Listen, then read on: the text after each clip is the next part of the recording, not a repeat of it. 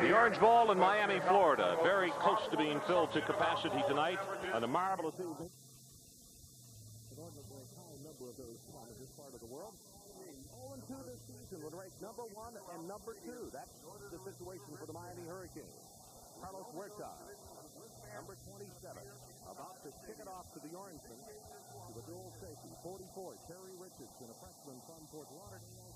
Number 45, Patrick Ismail.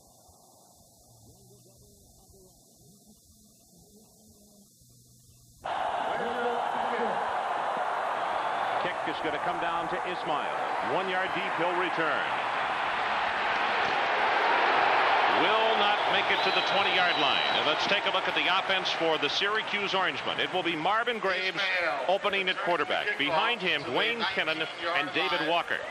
The wide receivers, Shelby Hill and Rob Carpenter. The tight end, Andrew Dees. The offensive front, Dan Erickson. You're probably saying, where's our All-American? Well, he's at guard tonight. McCummings will start, and Flattery moves from center to guard because of the injury to Wisdom.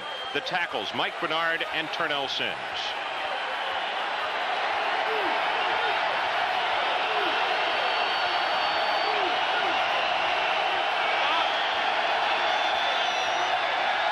Graves with a very long count, maybe an audible fumble. Miami recovers at the 18-yard line, and it's Hamlet. Anthony Hamlet. Marvin Graves fumbles, recovered by 97.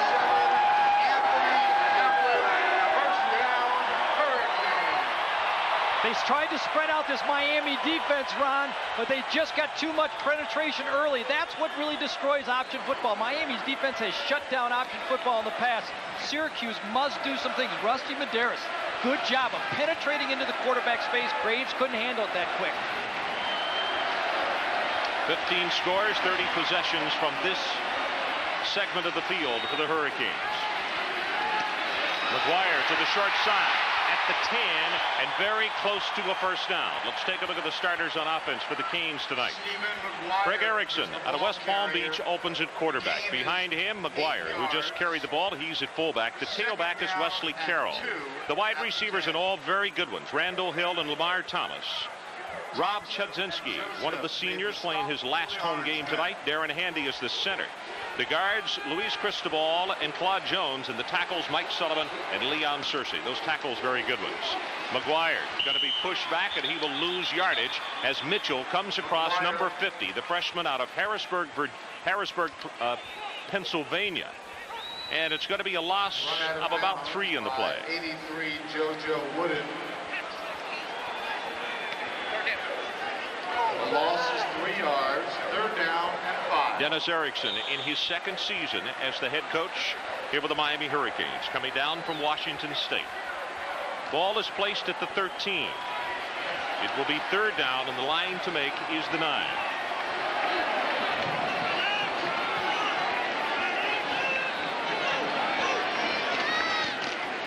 McGuire on the draw, hit in the backfield, and he'll be knocked down by Jim Wentworth.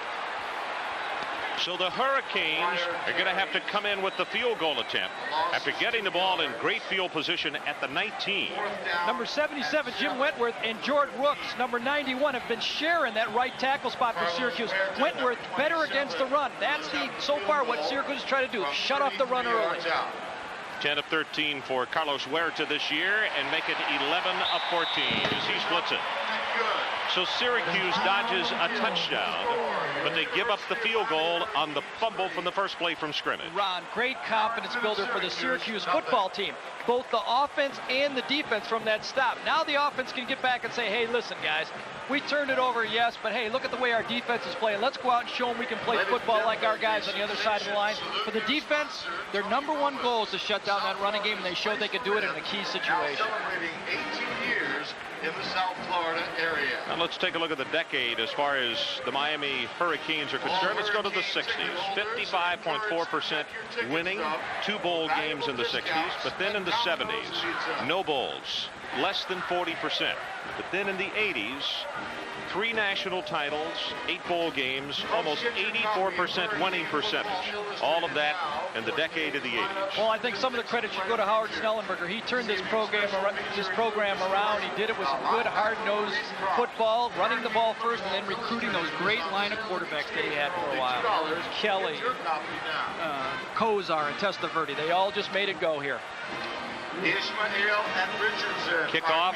Again, it's Carlos Huerta. Seems like we just did this, and we did about 5 plays ago.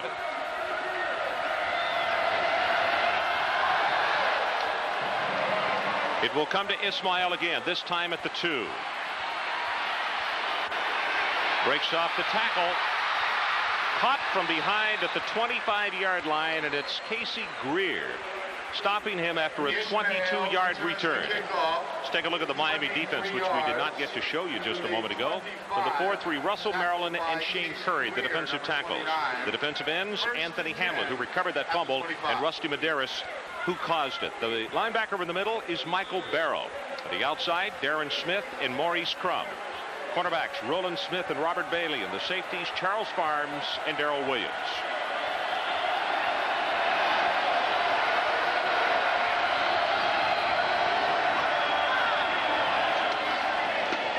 Running play, this is Kennan, right up the middle. 67 rather. Russell Maryland there to make the initial hit for the Hurricanes. Key matchup in the game tonight. Right guard John Flannery, number 53, and Russell Maryland. They're going to be nose to nose, these two guys, all night. And as an offensive lineman playing against a guy like Maryland, you know you got to get ready to play, because every night he's going to get ready to play. You know, if you watch Russell Maryland on film, he plays football. His daddy is here from Chicago. We got to visit with him yesterday afternoon. He was introduced before the ball game this evening.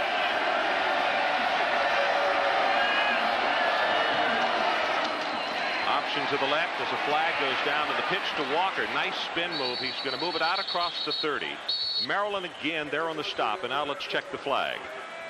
So far, Ron, the penalty looks like it's going to be against Miami, but so far, George DeLeon. Offside, Miami.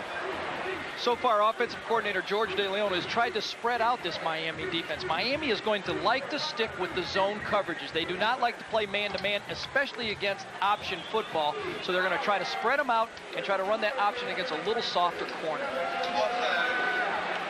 You're going to take the penalty here so they can have a second down and the short yardage and not have to use the yards that were picked up. And it'll put it up to the 33, so it'll be second down, and the line to make is just shy of the 35. Miami still has another game left to play after the season. They have San Diego State next week, a game that you'll see right here on ESPN. We'll be seeing Big Dan McGuire's the brother, the thrower there. I think there'll be a few passes in that. Yeah. Bring your lunch.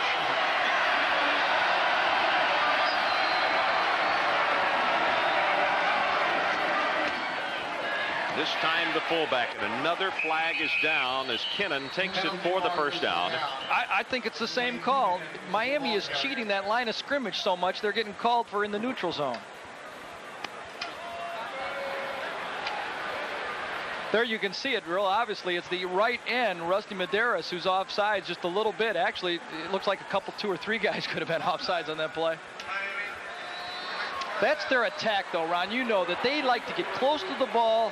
Their defensive tackles are almost in a track stance. They want to get across. They want to penetrate with their defense and cause some problems for this option-type football of Syracuse to make some mistakes like they did in the opening series in the backfield. And, Gary, they don't do as much reading, really. It's a search and destroy straight ahead to their zone. A lot of different blocking combinations for the same plays. We'll see a number of different ways to run the option tonight. First down for Syracuse, their initial first down of the night.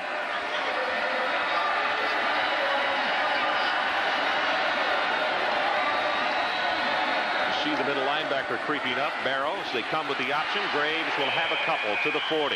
Darren Smith took his feet out from under him. And then 44, Shane Curry came over to help.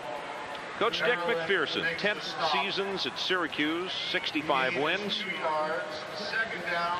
You know, Coach McPherson said there's a way that one nice thing about playing Miami is it gets the attention of your guys. All the film was checked out all week, and they were wanting to watch it. Everybody was working hard. You know, you don't want to get on national television and get blown out. You're ready to play football when you play as somebody like this. Second down and 8.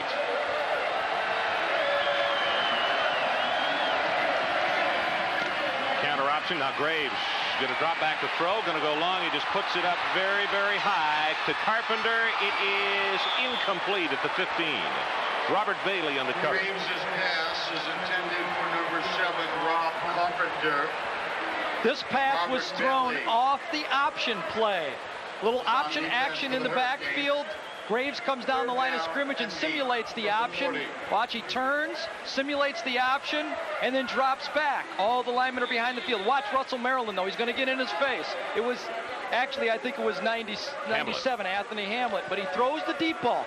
The way you have to do it is throw the ball downfield to loosen up that secondary. Even an incompletion helps you later in the game.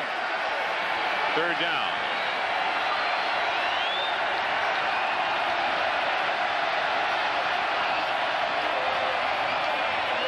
Pressure from the outside. They set the screen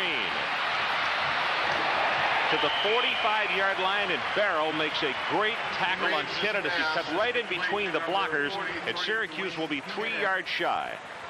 There's the first look at the speed on that play. You know, Ron, we're sitting up here, and I think you and I looked at the same thing. This looked like a good football play when they dropped back. Nice call here. You can see he drops back, gets the screen off very quickly. Now, look, there looks like there's some possibilities, but watch Barrow play through a block. Look at all the people in red jerseys around that ball right now. The pursuit, that's the speed that covers up for a couple mistakes. Pat O'Neill handles the kickoffs and the punting. Kevin Williams is the deep man for the Hurricanes. Freshman from Dallas, Texas. Number 5, Kevin Williams is deep for Miami. Williams calls for the fair catch, and he makes it back at the 12-yard line. 44 yards in the kick. Timeout on the field. Canes by 3.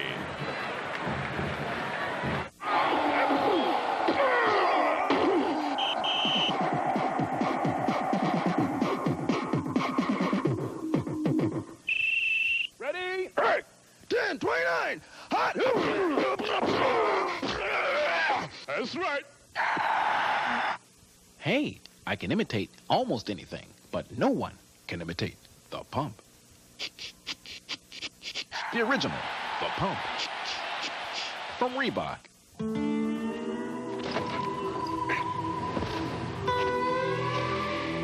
Now, for the price of an ordinary 4x4, you can own the American legend. The new Jeep Cherokee Sport with 4 doors, shift-on-the-fly 4-wheel drive, and a new high-output 4-liter engine.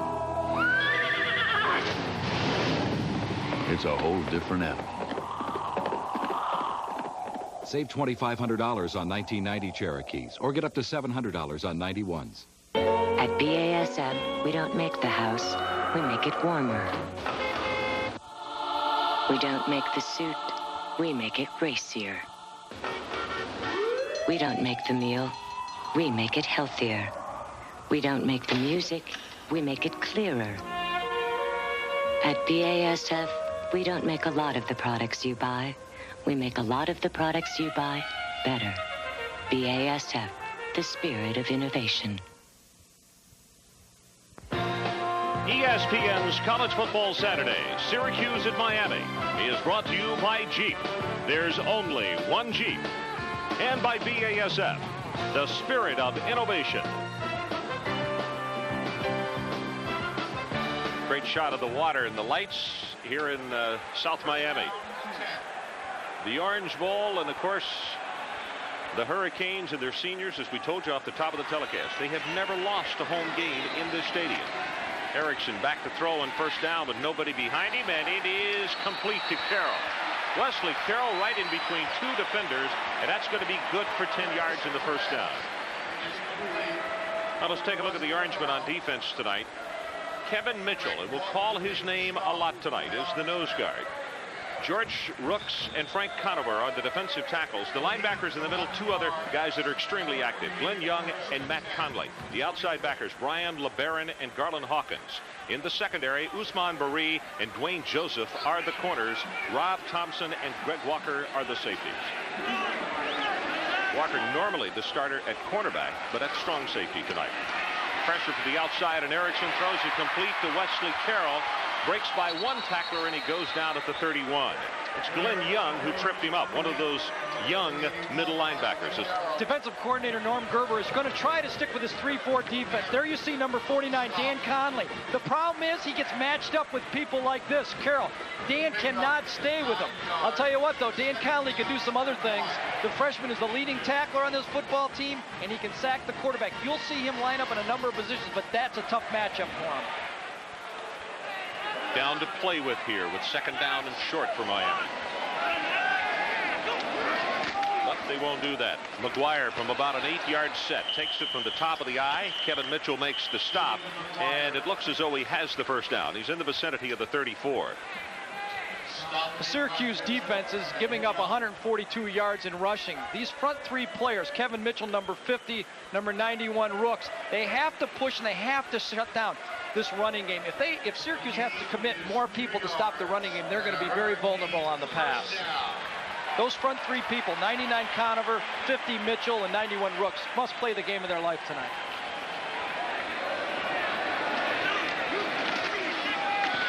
McGuire breaks off one tackle, takes it out to the 39. Dan Conley, number 49, is holding on to him.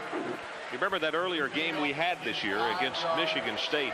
Mitchell, Young, and Conley, the three men in the middle, were in on virtually every tackle for 3/4 of the ball game. And Conley and Glenn Young, they look like surfers and they hit you like steel workers. I mean, these guys, I'll tell you, they are something. You know, they got the blonde hair and everything, but they put it to another tone when the game starts. Alex Johnson, number 21, a senior from Homestead, Florida, comes in as the setback. Pressure up the middle from Mitchell. They throw back the screen. He's got it and gets a block. Hang on. At the 45, at the 40, he is out of bounds. At the 37, Conley knocked him out.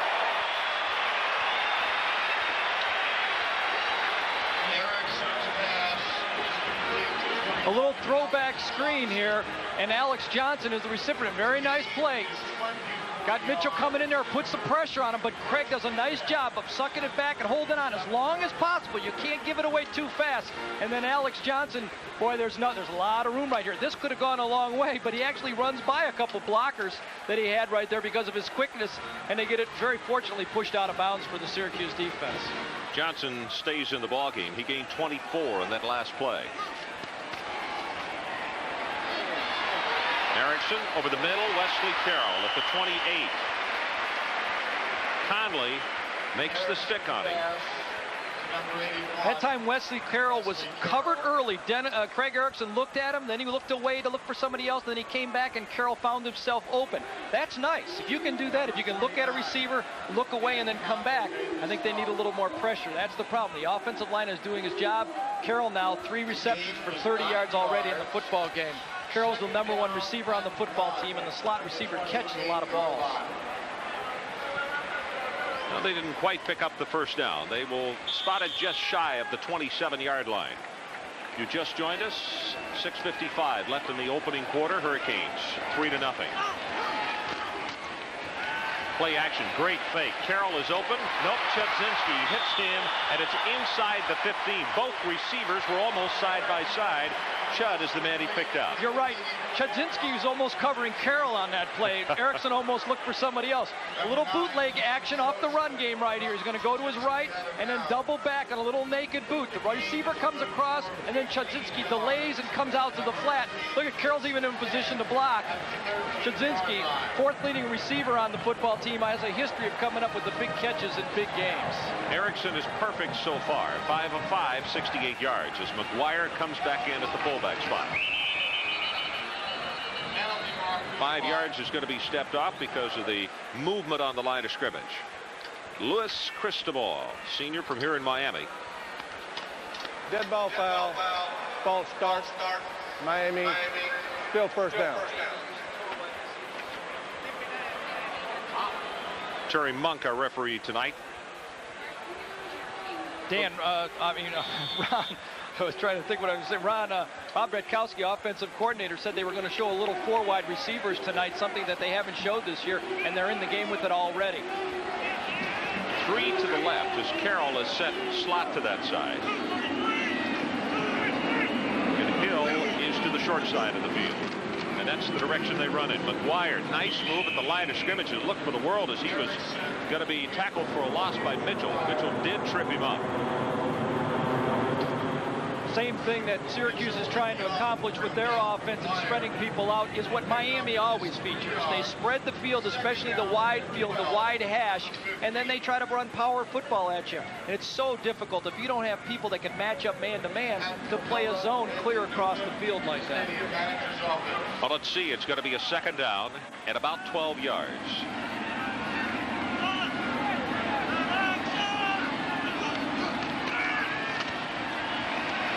Erickson, all the time in the world and all the running room in the world. He's going to score.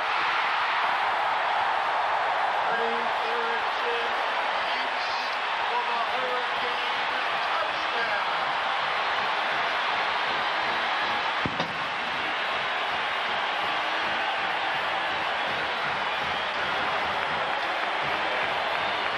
Well, yes, Syracuse had good coverage on this.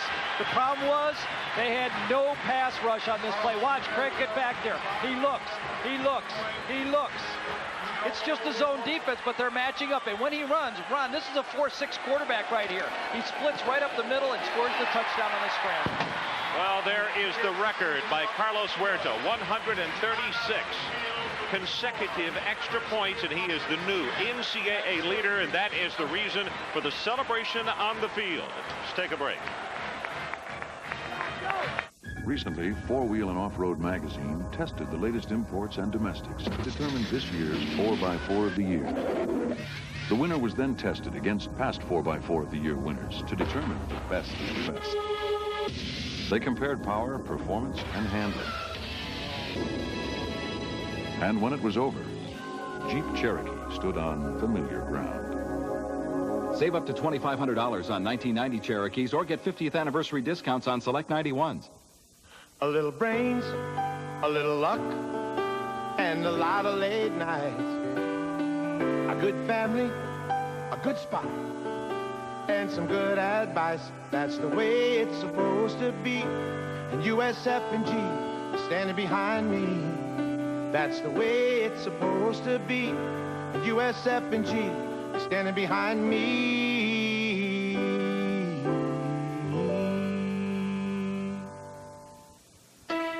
A Ranger never takes the easy way out. You're reaching deep inside you for things you've never known. Go!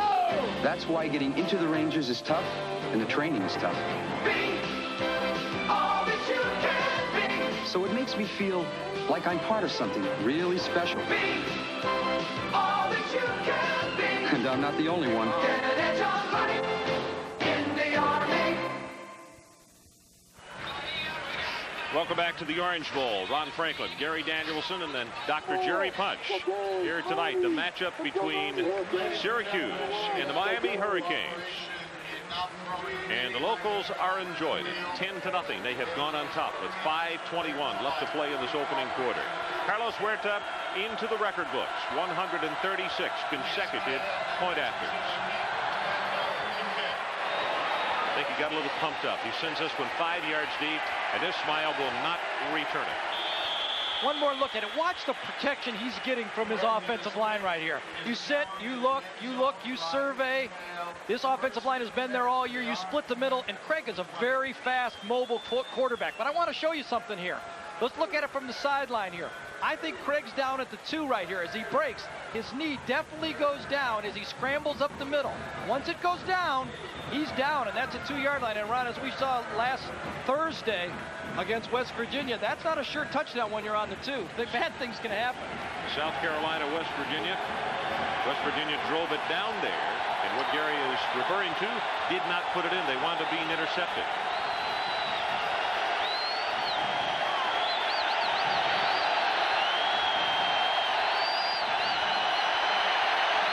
At the closed end of the stadium, and now a flag comes down, and you know what, they're going to call delay of game because the 25-second clock had run out. Syracuse, still first down. But the referee is supposed to help a quarterback out in a situation like this, and he couldn't hear. Yeah, right, Ron. But remember, Marvin Graves is just a freshman. I saw the Ohio State-Michigan game. That's right. And they milked the quarterback has to draw attention and show that he can't hear. Marvin's still just a freshman, although he's played a lot of games. Should have turned immediately when he saw that clock. He didn't have enough time. He did it when there was 2 seconds to go, and the penalty got called. Gained on first down. 1.3 yards for Syracuse.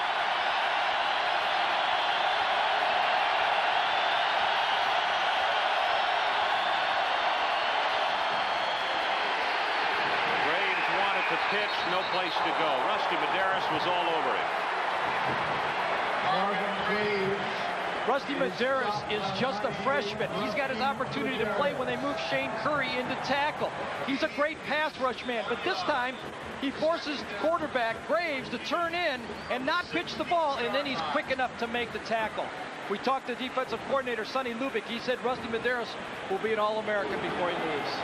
You know, it shows the kind of quality depth that this Miami team has. He was number 3 on our depth chart when we did their game against BYU, second game of the year.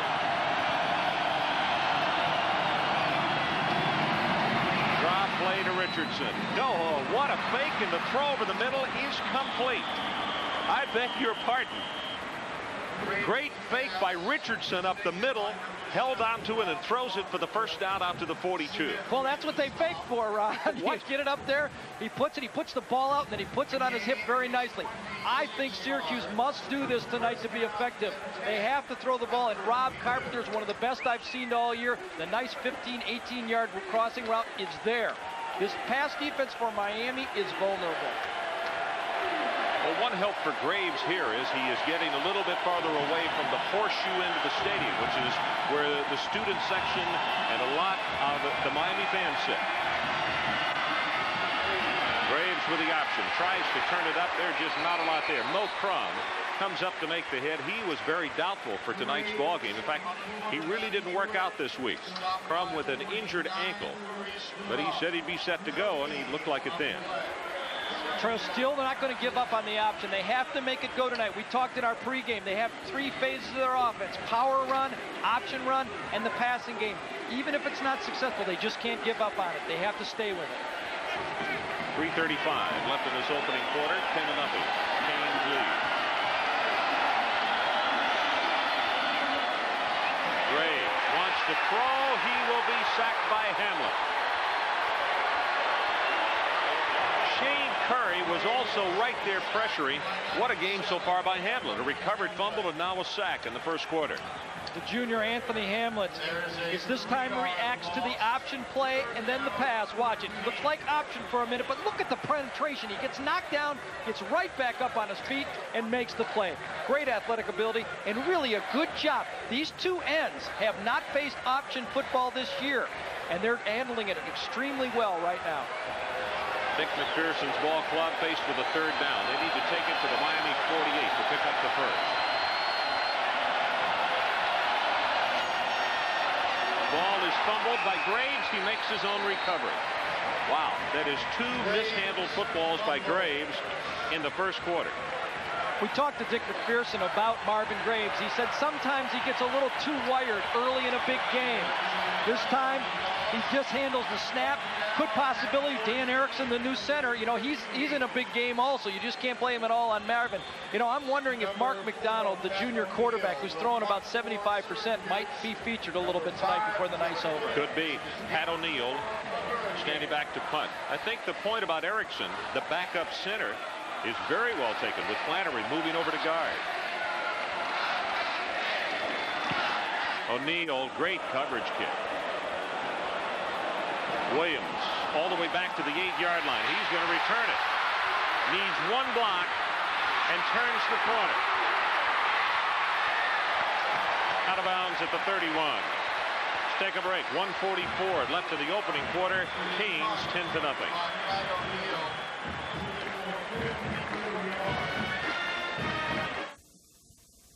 The following scenes are rated R. Mark. The racing Dodge Stealth. Refined Caravan. Refreshing Shadow Convertible. Respect responsive Spirit RT and the radical new Viper. See Orlando, Dodge Orlando, Luke Potter, Winter Park, Bob Dance, Longwood, Southside Dodge, Kissimmee, Jim Peacock, Daytona, Bill Bryant, Leesburg, DeLand, Dodge, DeLand, Lake and Eustis, and Flagler and Benell. Get away to Shooter's Waterfront Cafe USA on beautiful Lake Fairview for volleyball, the Saturday Hot Bod Contest poolside. Meet new friends. You'll never run out of things to do. At Shooter's, enjoy casual dining, lakeside or inside, on dishes from around the world every day. Sunday, try Shooter's Brunch Buffet. Tuesday, go south of the border to Mexi Night. Get away to Shooter's. ESPN brings you coast-to-coast NCAA basketball. The action's outstanding. Everywhere you look, there's down-to-the-wire excitement. Unbelievable! Unbelievable! Awesome, baby! Sensational! Super! There's always outstanding basketball on ESPN. Watch semifinal action of the Maui Invitational Saturday night live on ESPN.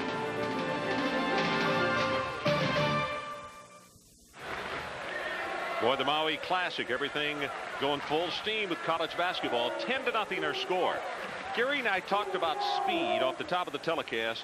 This exemplifies, in fact, let's run it at regular speed. You want to try to make a tackle on a punt return? Kevin Williams is just a freshman. He catches the ball on the 8. But look at the field position he creates just with speed right here, out to the 30-yard line. You have about 50% more offense at the 30-yard line than you do at the 8-yard line. It was a 54-yard punt and a 22-yard return. Alex Johnson remains in the ball game at fullback.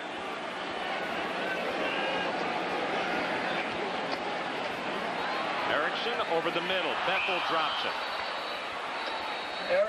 Well, that's the first incomplete pass, I believe, for Erickson so far tonight. Look at that. He's had quite a season, and we talked to Bob Burkowski about his quarterback, and he says he's gotten better as the year has gone on. Better and better. He's playing his best football right now. He says the key to it has been since they've started to gear up that running game, he's had better protection. Boy, don't we all throw with better protection. We throw a lot better.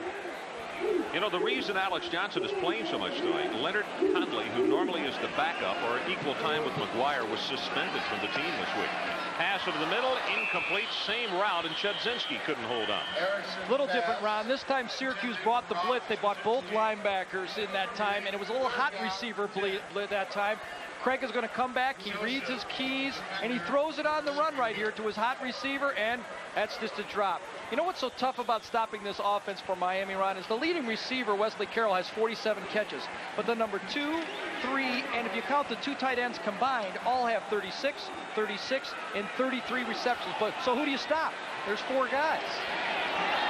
3rd down and 10 for the Kings. Near sideline, incomplete, as Hill hadn't turned around. Covering on the play was LeBaron, and it almost hit him. Well, I'll tell you, Craig Erickson was really upset with Hill right there. That ball was a catchable ball. Yes, there was some traffic there, but Hill gave up on it. And if LeBaron had turned around, he might have waltzed to the end zone. I didn't understand. Craig was very upset with Hill that time. I mean, I'll bet when he comes to the bench, he's going to want to know what the problem was.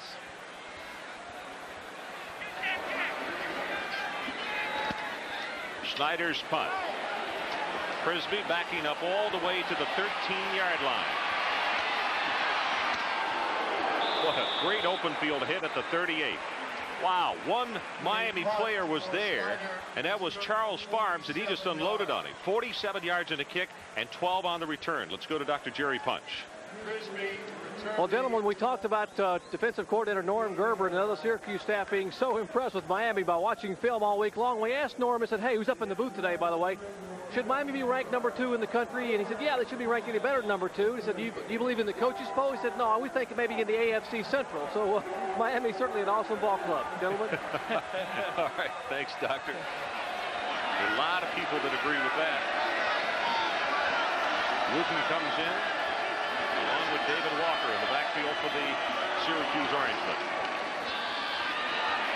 Flag comes down as the handoff goes to the fullback, and Wooten maybe has one of the play. It's Russell Maryland down at the bottom there. Ron, this has been Syracuse's best play, is to try to have Miami line up in the neutral zone so far in the running game tonight, and they got another one. That's 3 of them so far. Don McPherson must convince his players that they can play. convince his players that they must play with Miami with confidence, and they must focus on this team, and their best is good enough to win this game tonight. First down and 5 from the 43-yard line.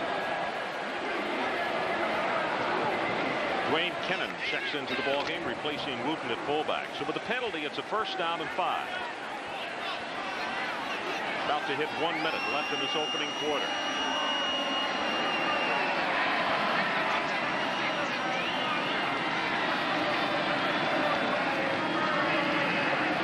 Graves, pass incomplete. Dwayne Kennan, the intended receiver, at the 47. Little bootleg action this time, and they put Dwayne Kennan, the fullback, out in the flats. We're going to look at Russell Maryland here. He beats the guard play. 2 people, squeezes through him, and gets pushed almost into the quarterback. And look how he stops. Good, smart football player there. Why get a penalty? He saw the ball was released and lets it go. 2 of 4 for 32 yards so far for Marvin Graves, freshman from Washington, D.C.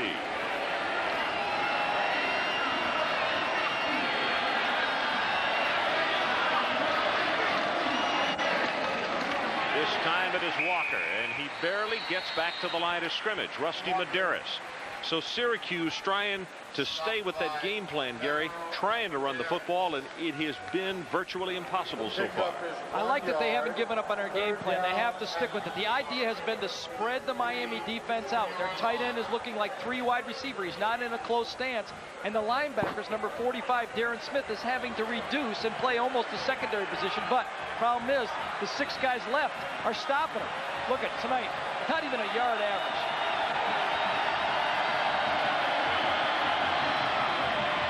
To the left, he wants to throw it, does, good to Carpenter.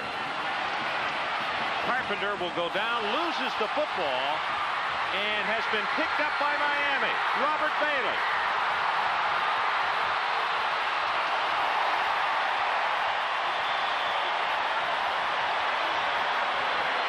That's the end of the quarter, but let's don't go away until we take a look at a replay. Well, there you see Bailey. He's got a little turf in him, but he was a recipient. Nice off the option. Why I say they have to run the option play is for just this. It helps their passing game. Carpenter gets it. He's their leading receiver. He's a good athlete. He's trying to make something happen afterwards, and he gets hit, and he's on the ground. He's on the ground. And in fact, when the play was going on, Ron, one of the officials pointed that he was down, and then afterwards changed his mind. I couldn't understand. I thought for sure. And in fact, the quarterback and Rob Carpenter was coming back and saying he's down. That's the end of the first quarter. We'll come back and sort it out in a moment.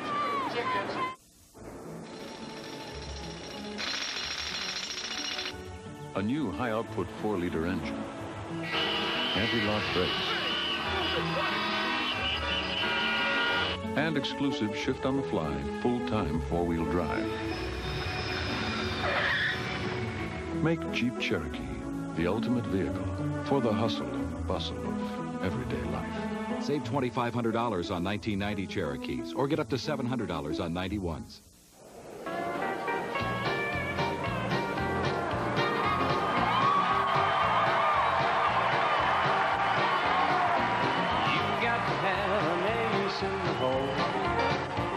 A little secret that nobody knows.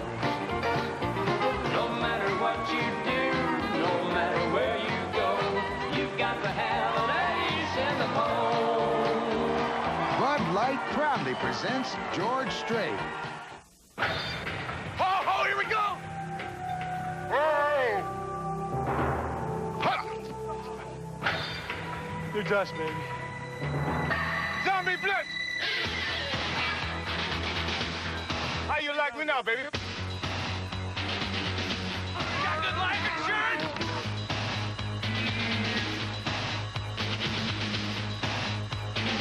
Call 911! College is a tough climb. Joining the Army could make it easier. You can earn money for your education with the Montgomery GI Bill and the Army College Fund. And you'll develop the confidence and determination that can get you to the top in college and beyond. The most impressive thing about the new Macintosh computers isn't how little they cost. It's how much they're worth.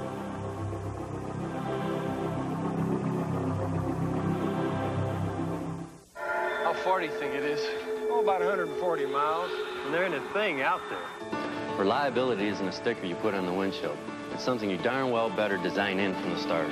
This is far. This is forever. You know, we're not selling these cars to mechanics. It could be someone like your mother, and they just gotta know they won't be left sitting somewhere by the side of the road. I mean, that's the way I would want it if I was a customer. Hey, look at this.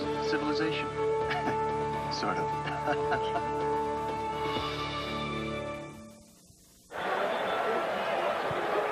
10-0 our score. Dick McPherson very upset about what just happened with his team and probably with the officials. And after this play, we'll give you another look at why he should be. It was not a fumble. McGuire, the lone setback. Takes it back into the boundary side of the field and still on his feet. Fights for 2, now 3. Let's go back and look at it. Well, I thought the whistle blew, but look at here. First of all, Russell Maryland hustling down there. Got to give him credit for hustling, and he does rip the ball out. But look, how late. First his knee hits, then his back hits, and then the ball is ripped out. You know, it's tough to win on the road, and one of the reasons is you don't get the great calls. Rob Carpenter makes a couple nice moves. He gets to the middle of the field, and you will clearly see that this is the second bad call that Syracuse has had. Knees down, then the back's down, and then the ball is ripped out. That's about as obvious as it gets. Carpenter with 3 receptions tonight.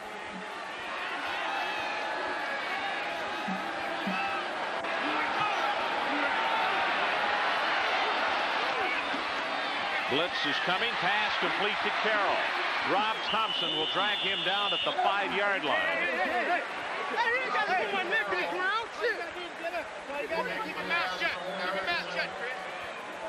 Well, you could hear exactly what happened after the tackle. Well, that goes on all game. And if you listen to that, you see Connolly blitzing. Craig Erickson read the play. Nice switch off there by the offensive line. They get the ball off, and they get the positive play out of a blitzing situation for the Miami offense. Nice job by Mike Sullivan, number 79, getting the play. First and goal for Miami. McGuire, touchdown.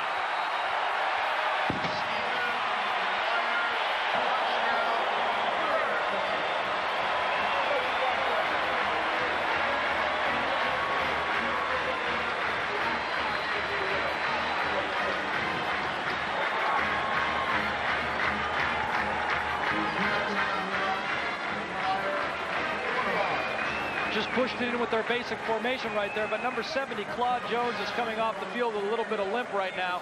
Their starting left guard, the junior. And the tough field position on the turnovers has really turned this game around into a 17-0 Yeah, score. they've had to go how far? The 2 drives so far, not much.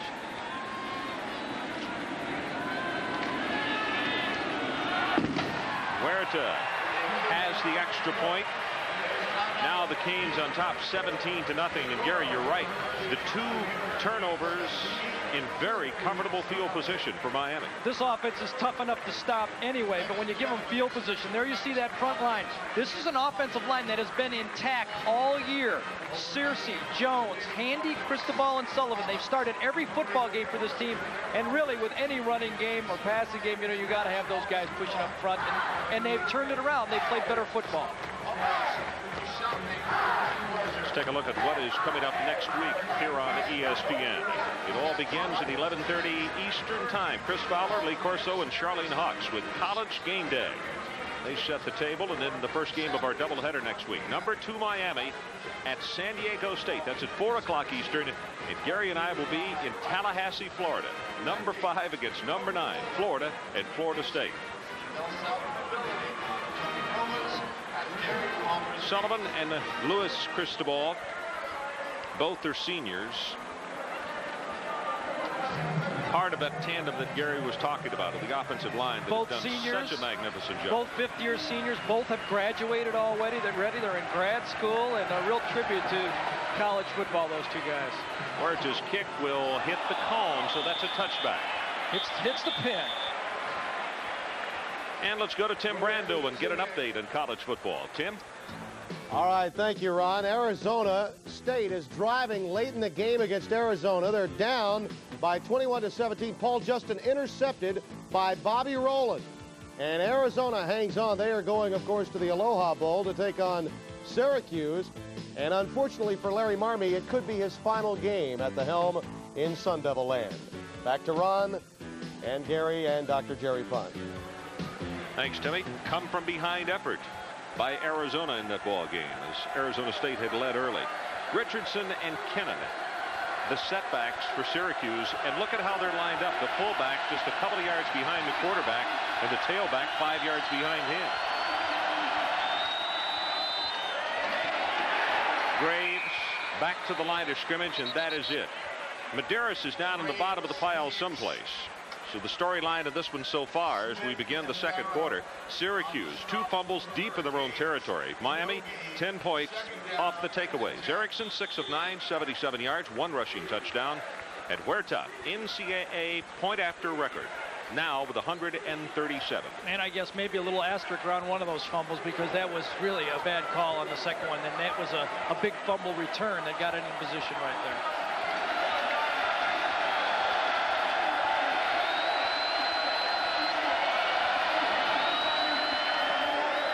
Graves in the short drop throws it complete. Carpenter with his 4th reception. Herbert James making the play defensively for the Miami Hurricanes. Carpenter gets 1 more. He goes into the record book as the most prolific in a season receiving. And of course the record that he will break will be that of Mr. Moore, who is now with the New York Jets. And who could be here had he not elected to go into the draft That's early. right, he went a year early. The 4 catches good for 57 yards. Paramount in their minds right now, though, it's a 3rd down, and they need to take it out to the 30 to hold on to the football.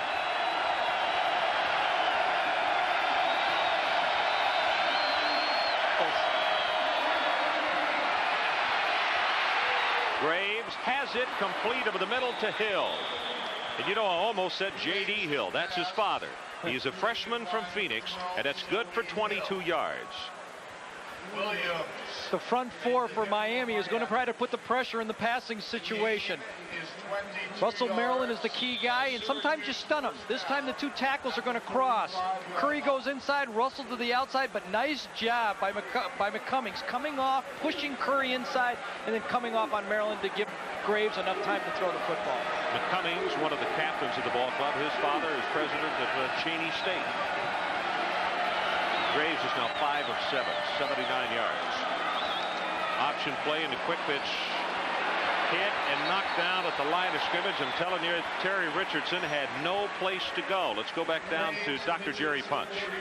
Well, gentlemen behind me, they're working on Claude Jones, junior offensive guard, who had a great block on that score a minute ago for Miami. I spoke with head trainer Andy Clary, who told me that apparently someone landed on the right ankle of Claude Jones. They have taken the sock off. They've retaped him, now put an ankle brace back on. He will put a shoe on and go back in the game. Good news for Miami. They already were kind of banged up in that offensive line because they were not totally sure if Darren Handy was going to be able to go. He had injured his ankle and been limited in practice. In fact, they thought Claude might have to go to center.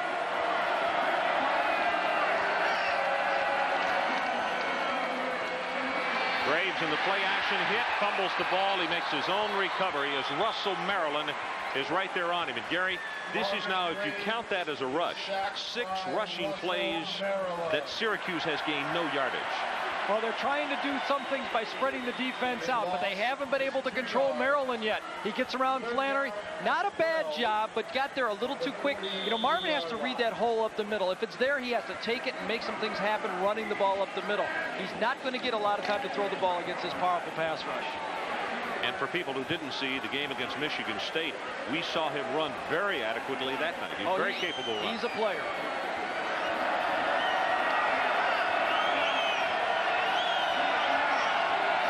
Third and 12, blitz from the outside this time, and he's going to have to run for his life, and he's sacked back at the 33-yard line by Hamlet and Russell Maryland.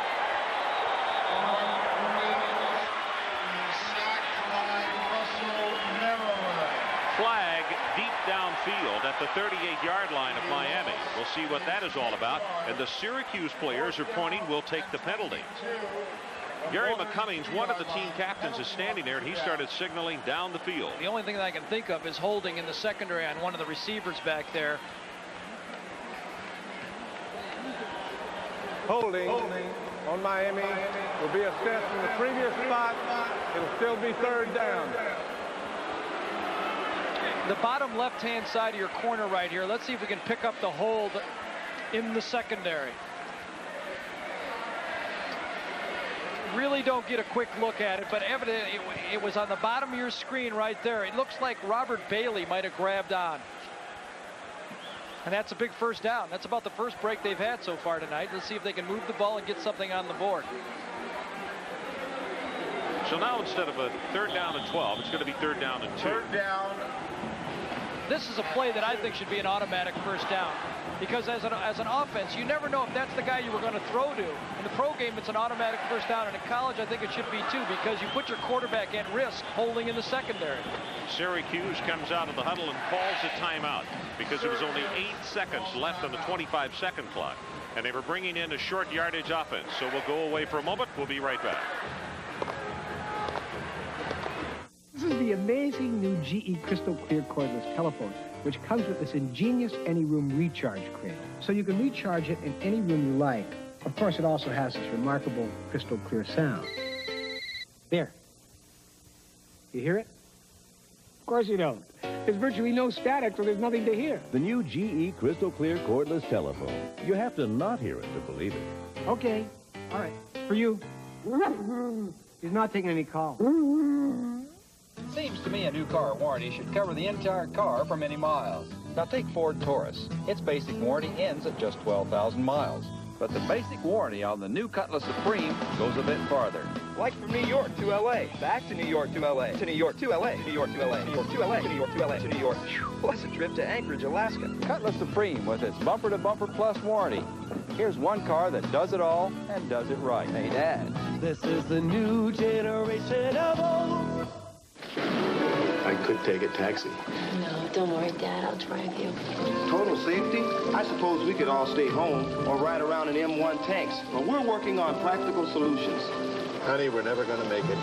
Dad will make it. Analog brakes. Standard equipment on more and more of our cars. Rain or snow, you can come to a nice clean stop. You build someone a safer car. You get yourself a good night's sleep. Well, we made it. Do it all the time.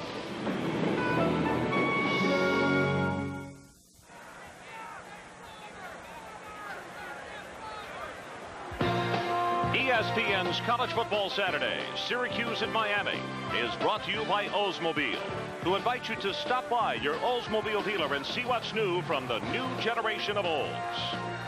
And by General Motors, GM is putting quality on the road.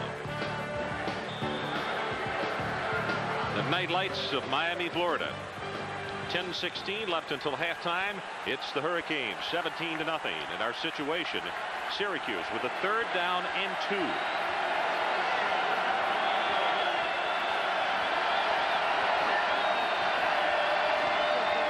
Graves in the play action wants to throw. Going to go long for his tight end Andrew Dees in the end zone. It is tipped and almost caught. It goes incomplete. Darrell Williams was down there covering. They went with a dead T formation, full house backfield, both tight ends.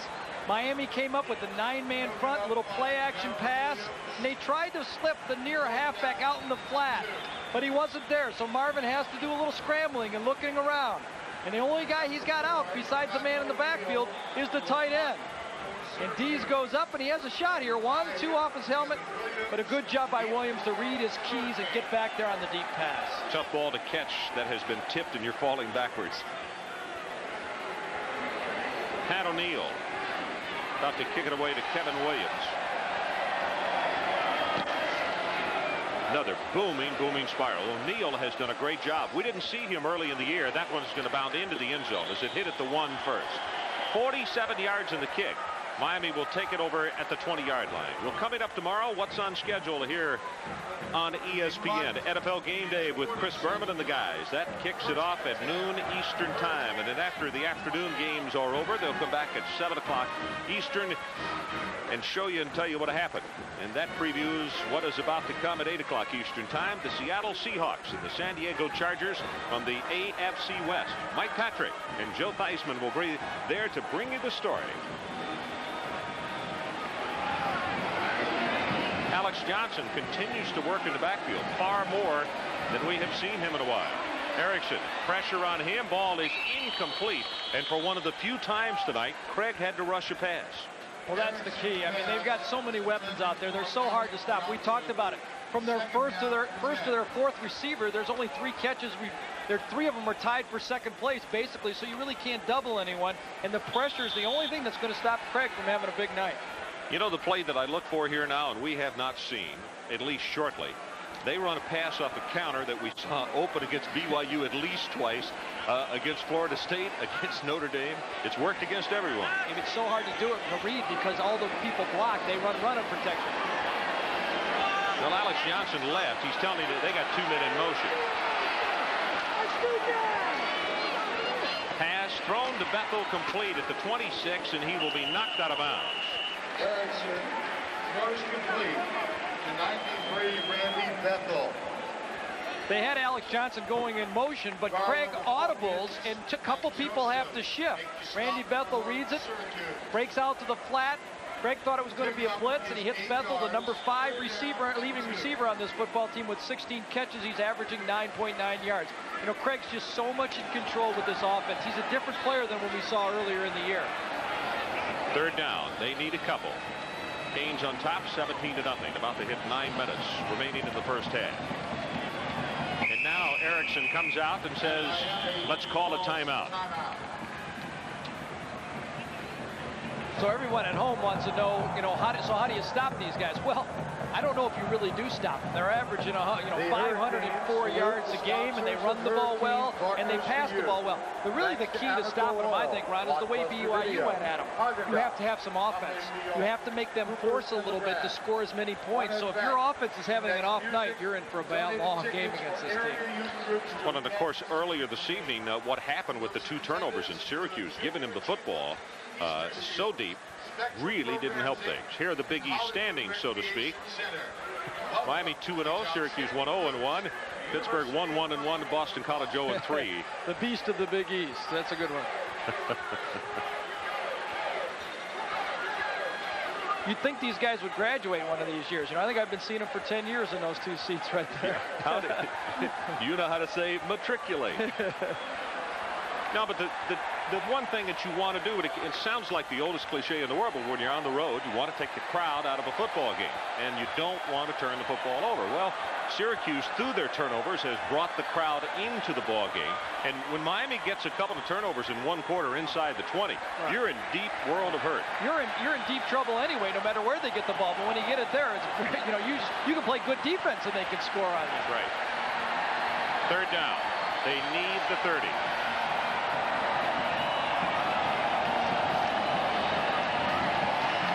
Reverses it out, throws back over the middle to Chudzinski, and he is out to the 50-yard line. Dwayne Joseph making the defensive stop. We saw Craig early against BYU. He struggled a little bit in that football game, but in the last 4 games, he's 80 for 129, 62%. 10 touchdown passes. He's in control of the football game right now. Chudzinski, a little bit of a play action pass, finds the seam. That's what Chud does so well. Just finds it and reads it and gets in a hole where he can catch the ball, gives the quarterback an opportunity to throw this ball to someone. It's the first 3rd down conversion that Miami has converted tonight. They've only had 3. I was going to say, how many have they needed?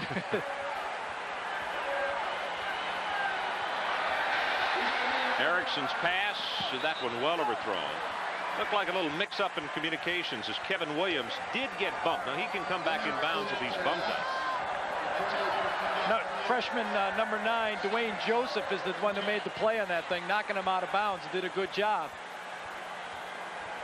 Coming into the ball game, number 36, Lamar Thomas. He's only a sophomore from Gainesville. And yesterday, Bob Rutkowski said, when I asked him who was the most improved or the biggest surprise of the offense, he said certainly number 36.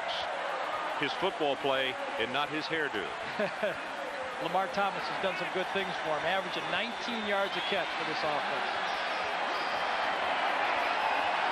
Erickson drills it, has it complete to Wesley Carroll at the 40-yard line, gets knocked down pretty hard by Dan Conley. You know, they talk about how offenses stretch the field. In this wide shot, you're going to look how, with no backs in the field, you're going to see receivers on the whole 53 yards of the width of the football field. And that just opens up those seams. That's a little option route that Carroll's running. If it's man-to-man, he breaks hard. If it's zone, he just holds up in the seam. The quarterback and the receiver have to communicate. Carroll already has 5 catches for 49 yards.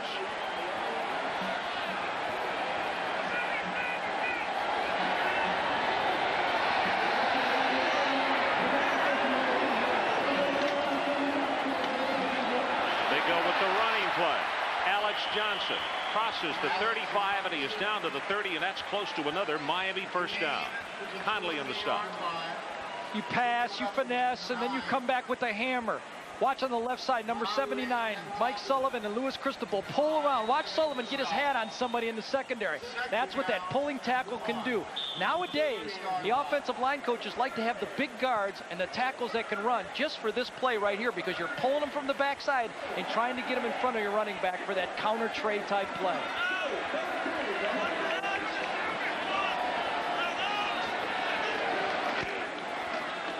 Johnson spins off one tackler, but he won't get away from Mitchell. Kevin was standing right there, and he decked him. That's the good news. You stopped them for no game. The bad news is they've got 2 more downs to pick up that half yard. You're going to have to do it twice more. Syracuse has a problem. They don't want to play man-to-man defense, and I believe when you're playing one of these football teams that spread the field out like this, you better have a big pass rush, number 1, and if they're able to dink the ball in those short flats, it's hard to rush the pass because the quarterback can get rid of it too quick. 8th play of the drive. The decision that Syracuse had to make, and Coach Gerber talked about it, is they normally play a little more off the ball to protect against the run. That's going to be offsides against the Hurricanes. Louis Cristobal jumped off. But he said tonight they're going to have to cheat up a little bit, because if they don't, they won't have any pass rush. Well, they have to get up that 1.5 yards. It's too easy to read the games when you line up that far away from the ball. All great rushing teams cheat the ball. That's why Miami's already had 3 offside penalties. 3rd down and 6. Lamar Thomas comes back in, replacing Kevin Williams at wide receiver. Lamar is 6'3", 170 pounds. He is one of those really leggy kids. Gary and I remarked about that when we were out in Provo. As a kid's legs look like they should be on about a 6'10" person. Here comes the blitz, and Craig reads it.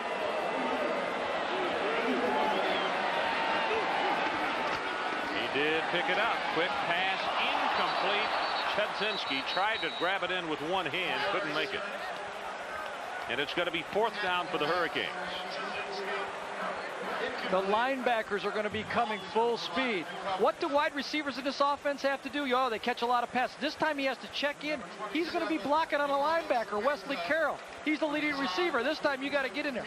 Nice job he's going to do right there on Dan Conley. He's coming full speed, and Dan came up shaking his head. Now it's a long field goal. Great defense by the Syracuse team that time.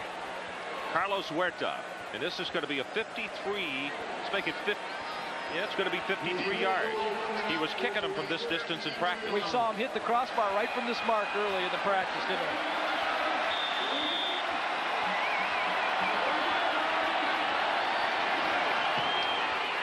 He's got the distance, plenty of it. Good heavens, it might have gone 63. He would have made that from 10 yards farther, you're right. That one was good from 10 yards further out, and I'll tell you, I'm looking out here. I don't see any big wind in his back or anything like that. And all the thought about kicking off AstroTurf, you could kick it farther either. Let's look at this one. McGarry earlier tonight, he set a new NCAA record for consecutive extra points, and now he hits a 53-yarder. Canes by 20.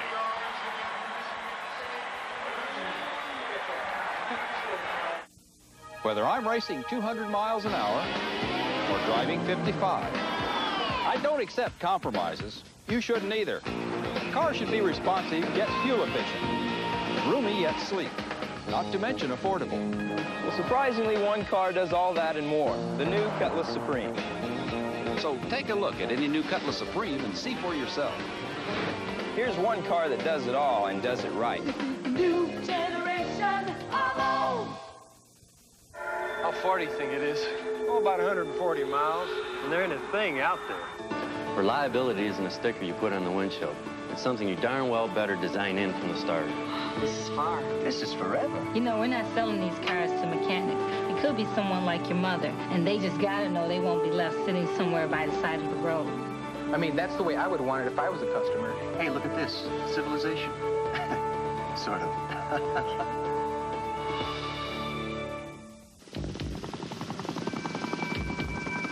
If you want to land a good job, you have to know what most employers want.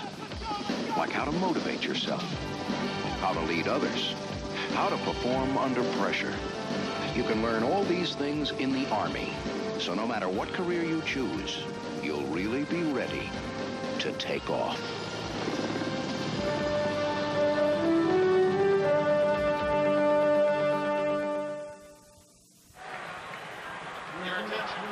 To nothing. Let's take a look at the last play, or the play just before the field goal attempt. Freshman linebacker Dan Conley, who Syracuse cannot afford to lose, was injured on the play. Watch the block. Bottom of the screen. And he gets up in pain.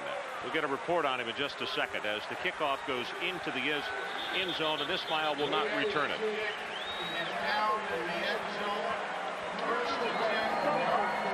Go down to Jerry Punch and get an update on Dan Conley and his injury.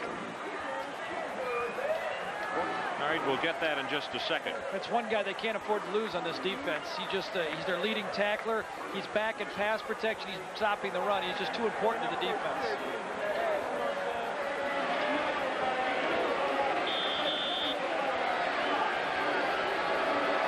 Cannon and Walker, the setbacks for the Syracuse Orangemen.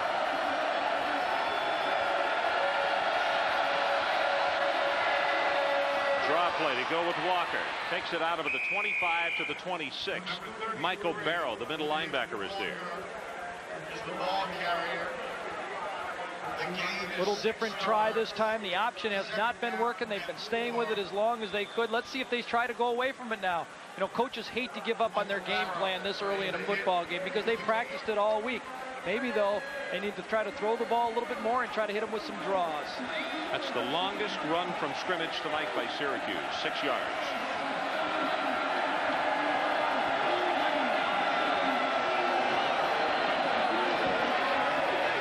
Walker, they try sweep to the right side. He's close to the first down, but he won't have it at the 29.5-yard line. Medeiros and Barrow share on the stop there. And let's go down to Dr. Jerry Punch and get an update on the injury to Conley. Well, they are working on Conley's knee right now. We'll check in just a moment and try to get a further update. One of the concerns that a lot of the coaches have this time of year is filling the shoes of players they're going to lose to graduation. Now, Miami will not lose Carlos Huerta until next year. He's a junior. His shoe, a size 8. But try to fill this one. Leon Searcy, offensive tackle for Miami, 17 Triple E. A family of 4 could live at these for a week, guys. Or you could put a trolling motor on it and use it bass fishing. 2 of 5 and third down conversions for Syracuse. Walker hit behind the line, but he will fight forward with a good second effort. Barrow makes the stop. Michael Barrow, the middle linebacker, could have had him for a loss that time in the backfield. That he did get the tackle, but he shook loose just enough for the first down. Those slow developing plays running from one side to the other side of the formation against Miami, if they're not blocked perfectly, they're not going to make it because these guys are just too quick. Backside players are making the tackle. Nick McPherson pacing and searching for some kind of combination as his football team is down 20-0. Almost 4 minutes and counting left in this first half.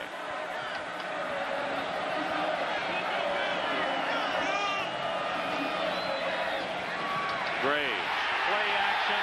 Russell, Maryland did not buy the fake. Little play action pass right here. He's going to have John Flannery, the All-American, in front of him. But John hasn't been playing guard, and he hasn't been playing against a guy like that. John fires out on him. Russell does a little swim move, and that's about as quick as a sack as you can get. A no-toucher on the line of scrimmage, and you're back there. You know, the other point that you could make about that is a center is accustomed to having a string-like situation on both sides of him as far as the guard, as far as combination blocks and what have you. Usually, when play action passes, the center to get some help from the guard. There's no doubt. At guard, you're on your own. That's right. Third sack of the night by Miami.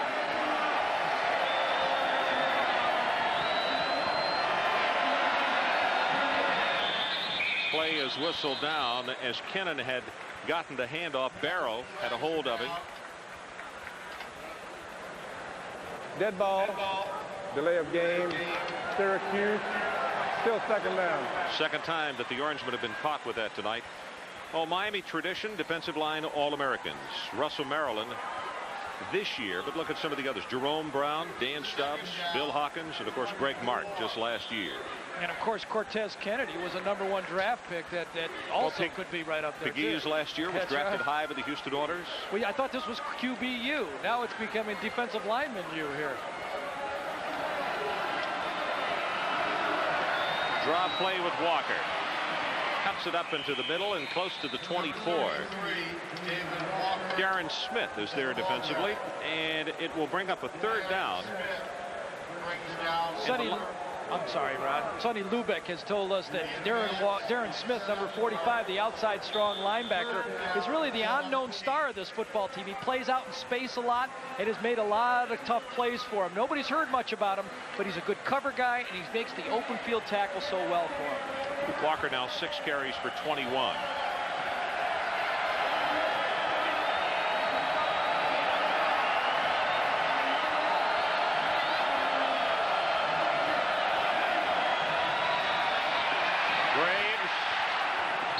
Incomplete as he wanted 84 Chris Gedney, but Russell Maryland was just all over him. Well, Russell Maryland is playing a game. I mean, he's playing a game like he had against Notre Dame. Notre Dame earlier in the year, he had 20 tackles, 15 of them unassisted. This time, he's showing that he can pass rush. And with every pass rush like that, he's moving a notch up higher in the draft. I don't know if it's very possible. He probably already was up third or second already, but he might be the first guy taken if he can rush the passer like that. So we mentioned his dad from Chicago was in town. Russell, one of the 4 finalists for the Lombardi Award.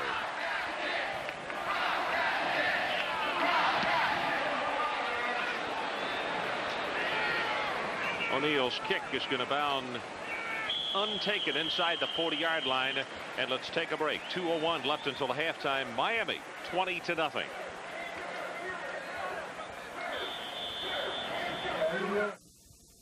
Good night, Mrs. Campbell. Have fun.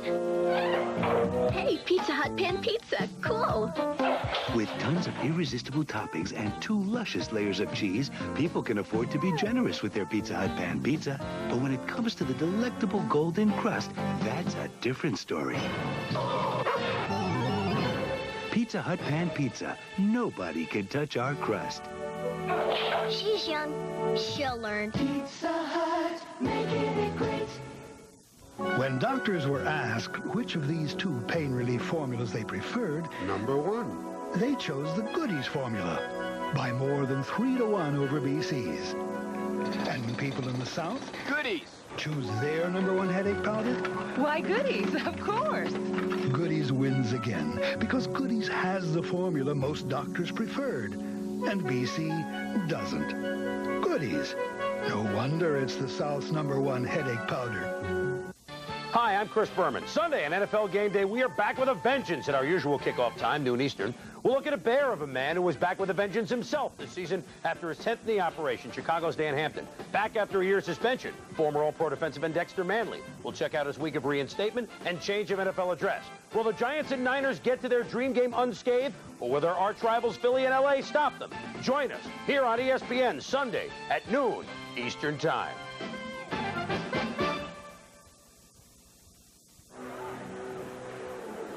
Welcome back to the Orange Bowl, where the Miami Hurricanes have a 20-0 lead over Syracuse. Good news for the Syracuse Orangemen. Freshman linebacker Dan Connolly, only a bruise to the right knee. He is back on the field for defensive play. Gentlemen?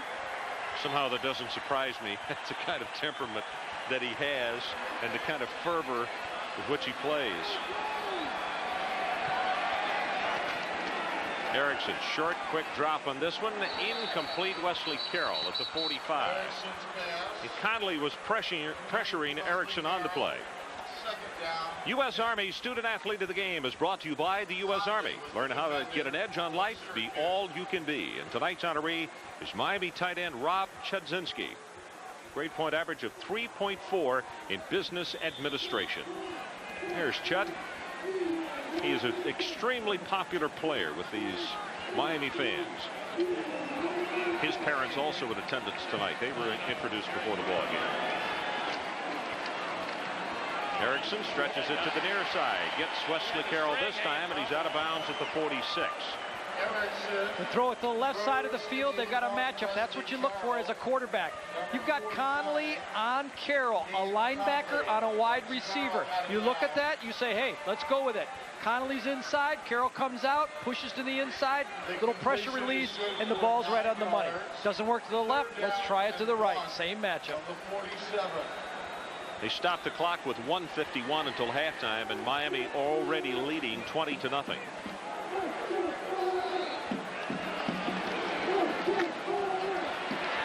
Alex Johnson puts the head down. He'll have the Miami first down. Knocked out of bounds at the 46-yard line of Syracuse. Dwayne Joseph was there with the defensive stop. The senior offensive line works as a unit. All 5 of them have played together all year.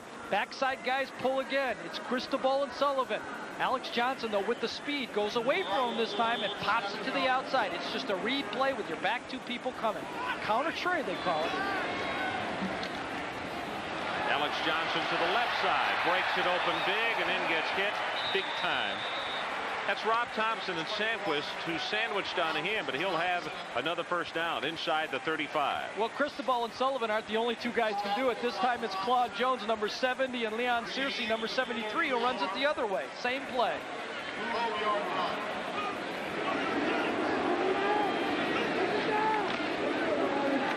Alex Johnson inside the 30, down to the 28. That's going to be a gain of close to 7 on the play. Looked like the right side of the line was still getting down as the ball was snapped. No flag on the play, and Miami will come with a hurry-up offense. 11 carries for Johnson for 48 yards.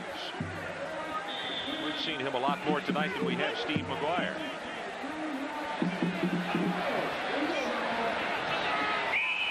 And Erickson wants a timeout. 53 seconds left until halftime. We'll be right back.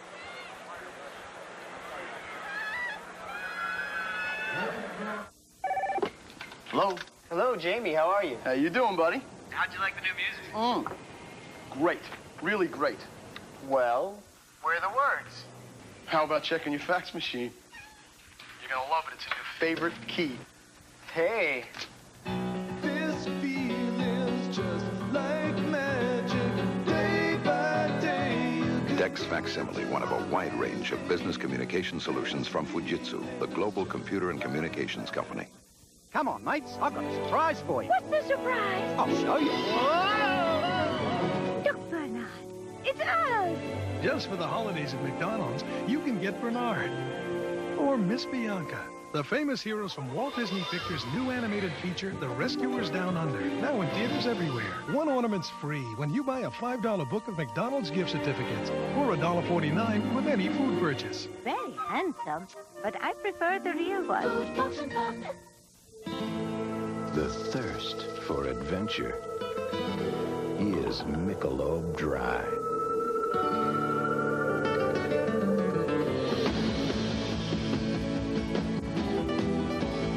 Refreshing beyond the ordinary. And once you've experienced the bold taste with no aftertaste, there is no going back. You bet they like it. 20-0. Their team on top.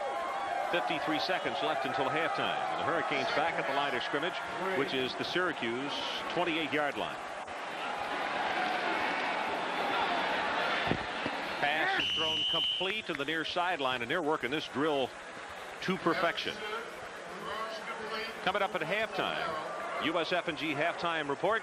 Timmy Brando and the coach Lee Corso will be along. Talk about what has happened this afternoon and also bring you up to date on this evening's action in college football. You know, one of the hidden advantages that a Southern team has late in the year is when a Northern school comes down and play. Everybody talks about the Southern teams going up north to play in the cold weather. It's tough for a Northern school that's practiced outside in the cold weather to come down in this heat. You tire quickly. It's a great point. Erickson right over the middle. Lamar Thomas, first time that we've seen him handle the ball tonight, and he's down to the 16-yard line in the grasp of Kevin Mitchell.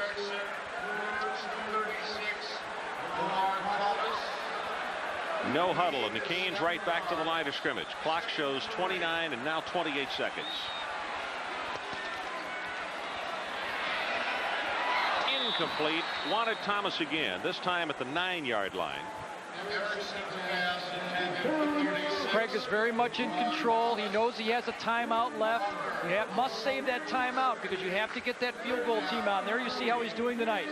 Short passes we call from 0 to 9 yards. Middle is from 10 to 19, and the long pass is anything over 19 yards. There you see his stats for the night. And he's having a pretty good ball game. More importantly, though, he's in control. He's calling the right audibles, and he's throwing the ball very accurately tonight. Lamar Thomas comes out, and Kevin Williams, the freshman from Dallas, replaces him at wide receiver. Blitz from Syracuse. They pick it up, throws for the end zone. Williams couldn't get to it. Greg Walker was covering. That's a tough pass and catch right there. Well, off the end this time, Dan Connolly, number 49, has been having to cover. He's been lined up on the slot, but this time he comes off the slot full speed. But Alex Johnson finds him and cuts him again. You know, when those big linebackers come in, you tell your backs, hey, you don't have to take them on. Just slow them down. We'll get rid of the ball. 33-yard attempt by Huerta.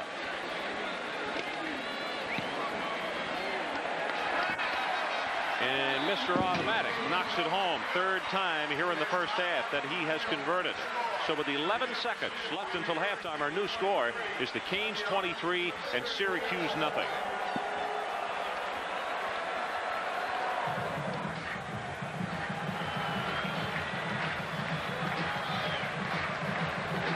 Let's take a look at the AP Top 10. And this is what has happened so far today in college football as far as the elite group is concerned. Colorado, their next game is here in the Orange Bowl. Miami, well, they still have San Diego State left, and right now they're leading 23-0. Georgia Tech, they play December the 1st, next Saturday against Georgia. BYU defeated Utah, and they have Hawaii on December the 1st. Florida, next week, that's where Gary and I will be, against Florida State. Texas came from behind to defeat Baylor today. They are now in the Cotton Bowl, but they have one more game left against Texas A&M. Notre Dame playing Southern Cal tonight. Florida State, they play Florida next week. Washington, they'll be in the Rose Bowl. And Nebraska lost to Oklahoma that game yesterday. All right, let's make it.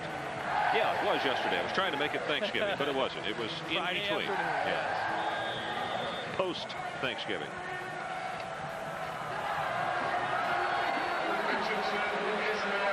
Ismail from the 10. He'll have a 20-yard return out to the 30.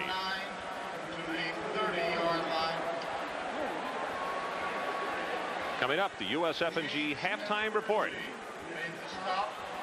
Promise you, Tim Brando is sitting and scribbling his notes right now. Well, you just have Aren't to you, wonder, Timmy? Shake your head yes. You just have to wonder what Syracuse is going to have to do at halftime to get some offense. You know, you're not going to stop this Miami offense. The only way to put pressure on them is by scoring yourself. And on the other hand, they're not the type of offensive team that can go back and throw the ball 40 times a ball game.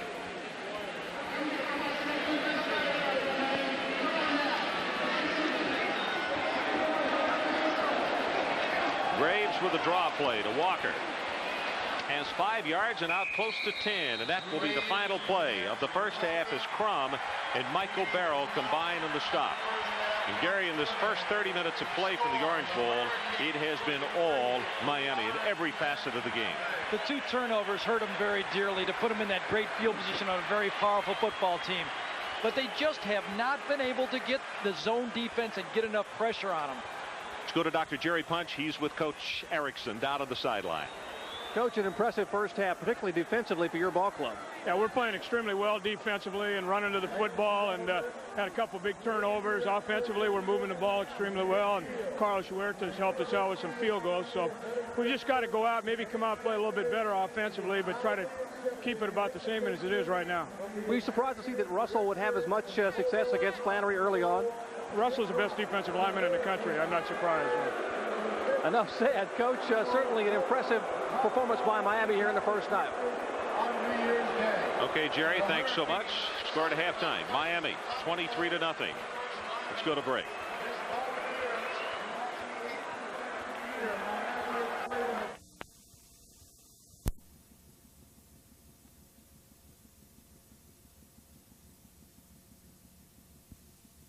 Miami leads, and let's go down to the field. And Dr. Jerry Punch visiting with Syracuse head coach Dick McPherson. Coach Mack, you struggled a little bit in the first half, particularly with some of the turnovers. Well, I think they're a terrific defensive football team, and the turnovers are what kill us. I say we can't have those, and let's play. They're very, very good. We're trying to find out who we are, and I'm telling you, we're finding out we're not very good tonight. We can't have them play like this. I'm looking forward to see just exactly how we do in the second half, whether we're going to battle them. If we battle them, I'll be happy. Coach, good luck to you. Okay, thank you, gentlemen. And knowing Dick McPherson as I do, and I think he'll get the response of his football team in the second half, don't you?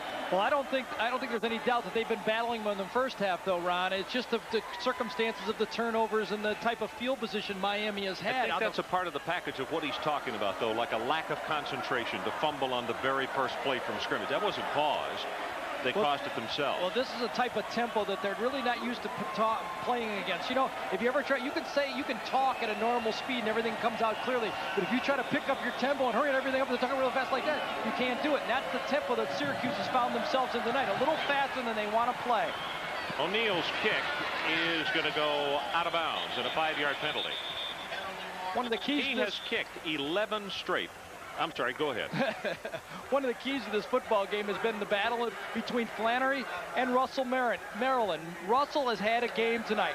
John Flannery playing guard, a little bit out of position, and Russell Maryland has been all over Graves tonight and causing these types of sacks and turnovers and miscommunication between the receivers and the quarterbacks. Very tough when you got a guy like that coming down on you.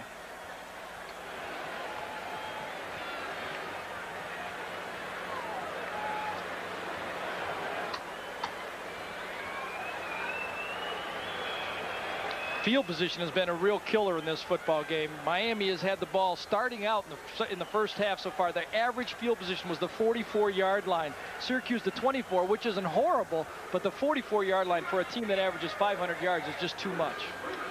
Well, now we see the graphic, and this is what I was alluding to just a moment ago. This young man has done an outstanding job of kicking the ball into the end zone. In fact, that broke a string of 11 straight balls that were not returned, and of course now it is broken. But 60 kicks and 41 of those for touchbacks. In fact, 45 of them have gone into the end zone. That's a great weapon for a kickoff special teams to have. Ron, Miami rushed the ball 14 times in the first half. 9 of those plays gained more than 4 yards each. That's a great stat for a running team. 9 of 14. That's way too much for Syracuse to give up. He knocks this one down to the 2, and it's Kevin Williams on the return.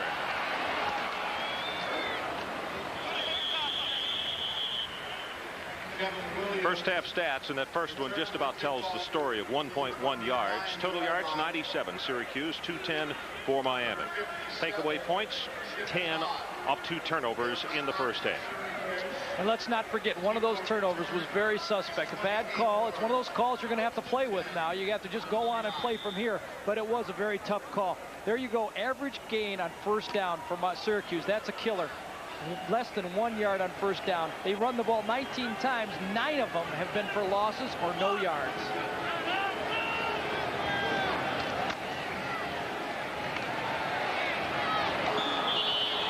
Just well short. He gripped that one a little too long and let it go at the feet of Wesley Carroll. Craig Erickson completed 12 passes in the first half. 7 of them went to Carroll. That's a little bit a reaction to the defense in this offense. He's had the linebacker, Dan Connolly, on him, matched up all night. So Erickson has read it and gone to the most obvious man, and Carroll's got the game tonight. It's your ball game.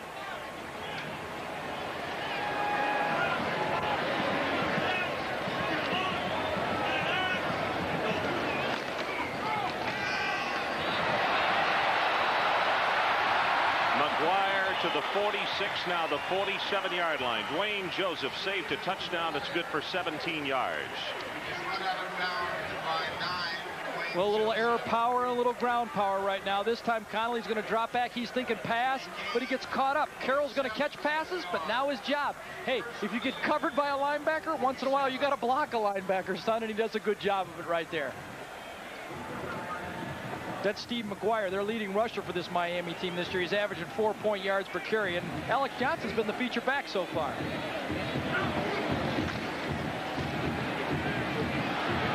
Erickson going long. Incomplete. Thomas at the 5.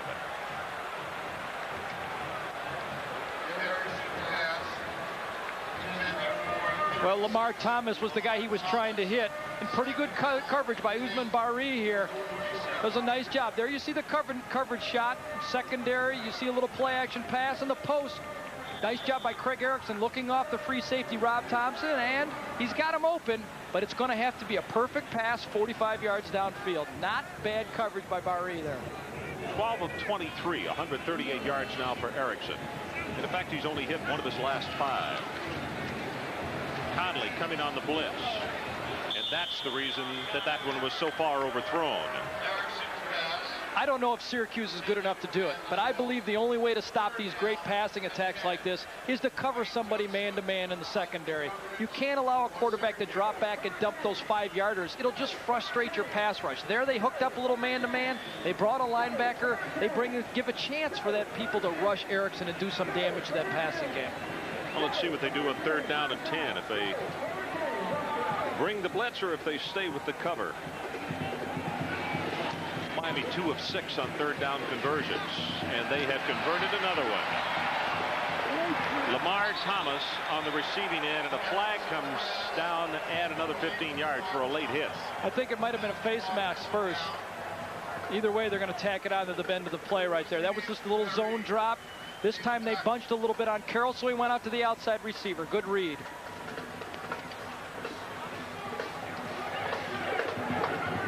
Face mask. Against Syracuse, 5-yard inadvertent, still 1st down. It was a little bit of a face mask. Usman Bari, here he comes. There you see Craig, nice little form right there, gets the ball to the outside, nice little pitch and catch against the zone, and he's faked out a little bit, and he has to grab on. Incidental, so 5 rather than 15, but they had already picked up the 1st down. New line of scrimmage now, the 36.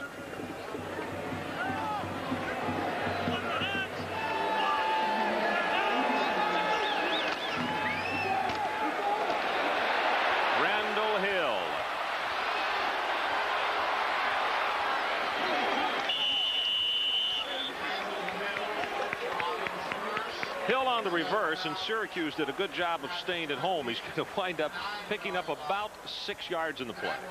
I'll tell you, Greg Walker, who has played corner, is lining up at strong safety tonight because of the passing game.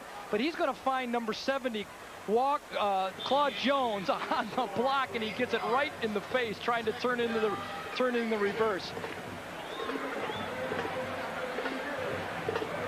Claude Jones out of Fort Lauderdale. 2nd down and short. They need about 3.5.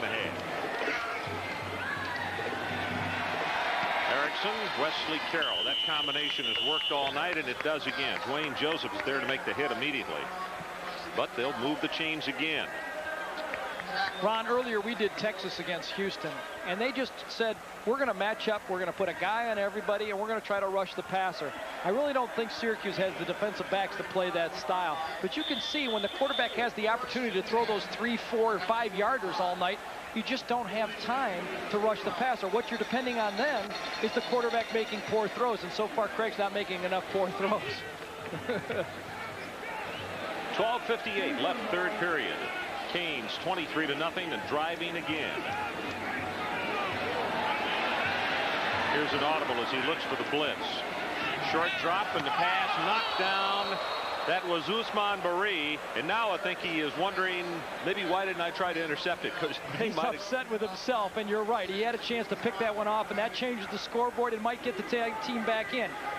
The corner on these short drops should read the drop of the quarterback. 1, 2, 3, read it, and he should break on the ball. And that one hung too long, and oh, that's an easy catch. Bari, just the sophomore, could have grabbed that one, and he runs the whole length of the field and changes it. Montreal, Quebec. Great story about him staying this summer and getting help from Rob Thompson.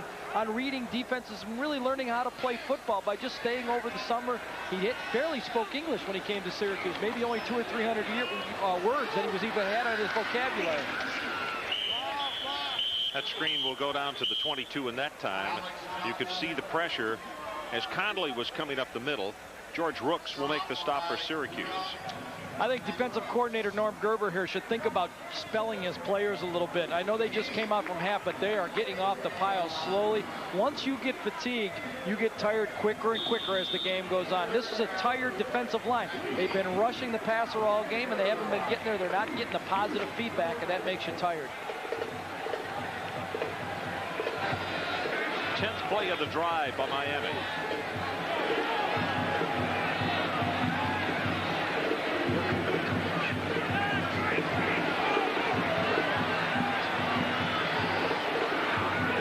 Blitz coming from the middle, pass overthrown. But Gary, as you discussed in the first half, for a Northern team to come down here, it is not easy to play under these conditions. We don't have a sweltering night, but it is completely different. Yeah, you're right. You know, one of the tough things, everybody thinks how tough it is for a Southern team to go up north and play in the snow, but it's just as much of an advantage down here having this home field advantage in the Miami Heat, because the Syracuse guys have been practicing outside and it's been 50 degrees, and this is a little different weather for them. Huerta tries to make it 4 for 4 on the night.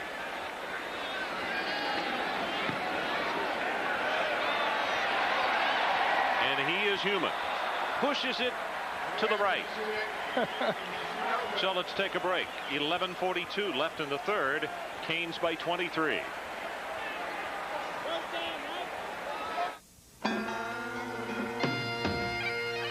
There are those who thirst for something different. Something beyond the ordinary. For them, there is a beer that refreshes like no other. Michelob Dry. Once you've experienced its bold taste with no aftertaste, there's no going back. 160 horses.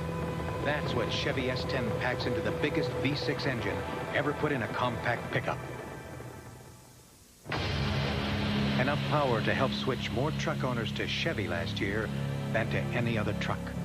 The move to Chevy is becoming a stampede. More people are winning with the heartbeat of America. Now it's easy to win with the heartbeat. It's feeding time for the beast in the basement again. And you know what that old furnace is going to do to your utility bills.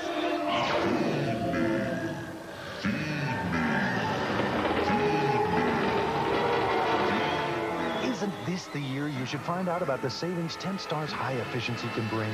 Replace that thing in the basement with a high efficiency Tempstar furnace. Start the savings, not the beast. ESPN's College Football Saturday, Syracuse at Miami, is brought to you by Chevy Trucks. More people are winning with the heartbeat of America. And by Tempstar Furnaces. You can rely on the star.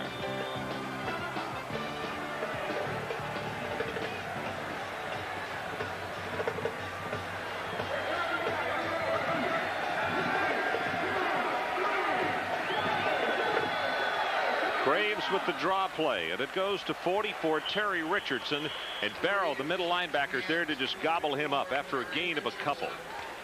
You know, when we talked to Dick McPherson yesterday, we said, well, what does this Miami defense remind you? And he says, kind of like the Pittsburgh Steelers defense. You can change your formations, you can split guys out, you can go in motion, and they line up, same defense. 4-3, 2 deep safeties. They're going to play their defense no matter where you line up. They're just going to spread out a little bit more.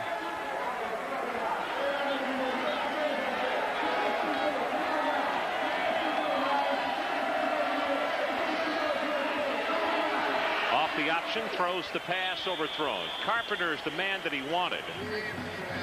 But Darrell Williams, number 31, was coming like a streak. And if the ball had been thrown on rhythm and where it should have been, it probably would have been picked off by Williams. Well, that's what Rob Carpenter read. He read Williams coming over real fast, and he hooked it up in the zone. Marvin Graves didn't read it the same way and threw it a little bit farther, and that's the miscommunication for the incompletion. Marvin's missed his last threes, 5 of 10 for 79 yards.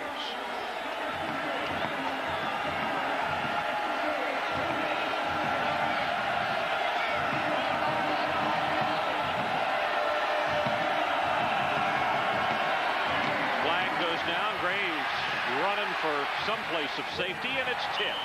Had his tight end, Chris Gedney, open, and the ball was tipped by Barrow.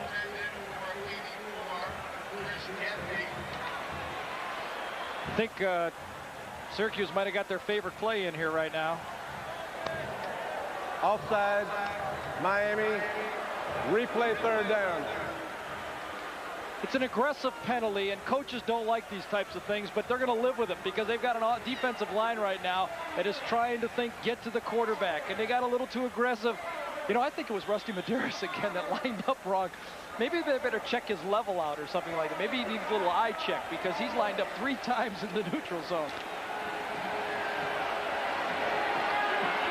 3rd down. Syracuse needs the ball just across the 33-yard line for the first.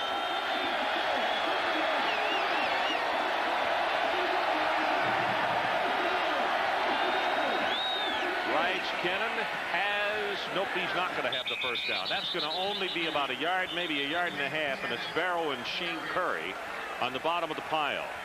And Syracuse will have to kick it away to the Hurricanes. That was the first phase of the option right there. They tried to give it to the fullback, and the inside 3 guys, the inside triangle, Maryland, Curry, and Barrow, just say, no way, it's not going tonight. If you're not able to run the fullback in option football, you're in trouble.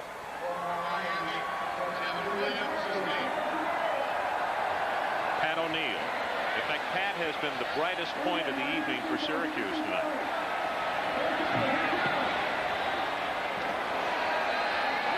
Kevin Williams runs away from it, and that ball, if it had not been tipped by the Syracuse player, would have hit a Miami player at the 35. Montemora will down the ball, and they're going to put it down at around the 35. Well, number 1 in the balance. Let's see what's going to happen. On December the 29th is the Holiday Bowl. Number 4, BYU, will take on Texas A&M. In the Cotton Bowl, it's Miami against Texas. In the Citrus Bowl, January the 1st, Georgia Tech against Nebraska. And here in the Orange Bowl, number 1, Colorado against Notre Dame.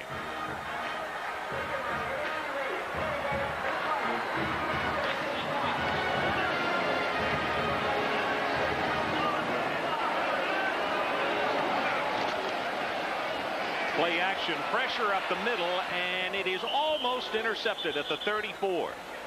Well, Garland Hawkins.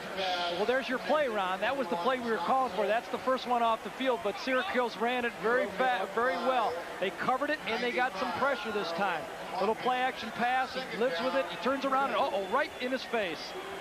Nice escape by Craig, and gets rid of it, and it's 2nd and 10. That was LeBaron, number 40, and you also could see number 50, Kevin Mitchell, coming after him.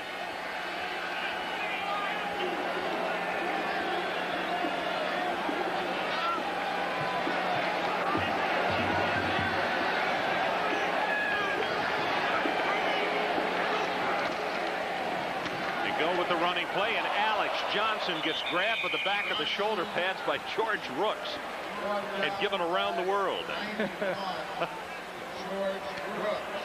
Rooks is the junior. He's 277. He's their leading sacks with 5, and he's got 15 quarterback pressures, and this time he plays the running game, plays off the blocker and grabs on, and he's strong enough to throw Alex back and just turns around. Well, he also outweighs him by 110 pounds. That'll do it too, won't it?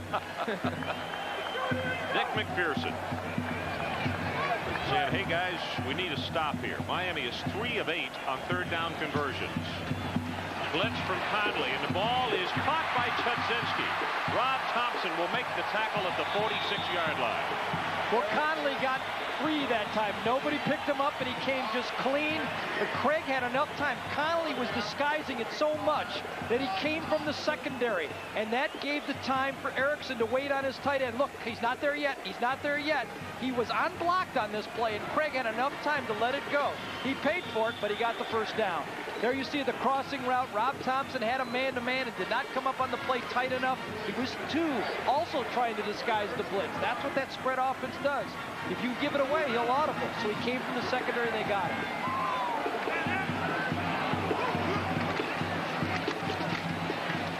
You can hear the contact in the middle as LeBaron came up to make the strike on Alex Johnson.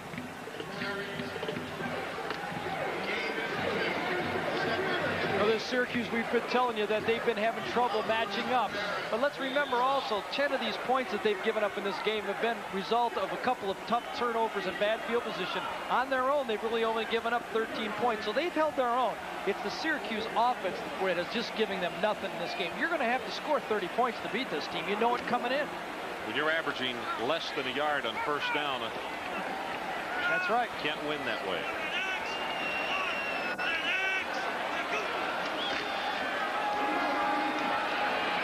Erickson's pass overthrown. Wesley Carroll is the man that he wanted. I'll tell you, Dan Connolly, the redshirt freshman, number 49. He's going to have to cover Wesley Carroll, number 81, all over the field. This guy's a wide receiver. Look at him, push him, turn around, and he runs. And look at the knee is bothering him. Watch after the play. He's going to go down on his knee a little bit again. He's getting tired. He's been having to chase wide receivers all around. Tough, big effort for this guy tonight. Carroll has 8 receptions for 65 yards as you look at Conley. Injured a knee, had it bruised back in the first half. But it would take a lot of things to keep him off the field. This one complete to Hill.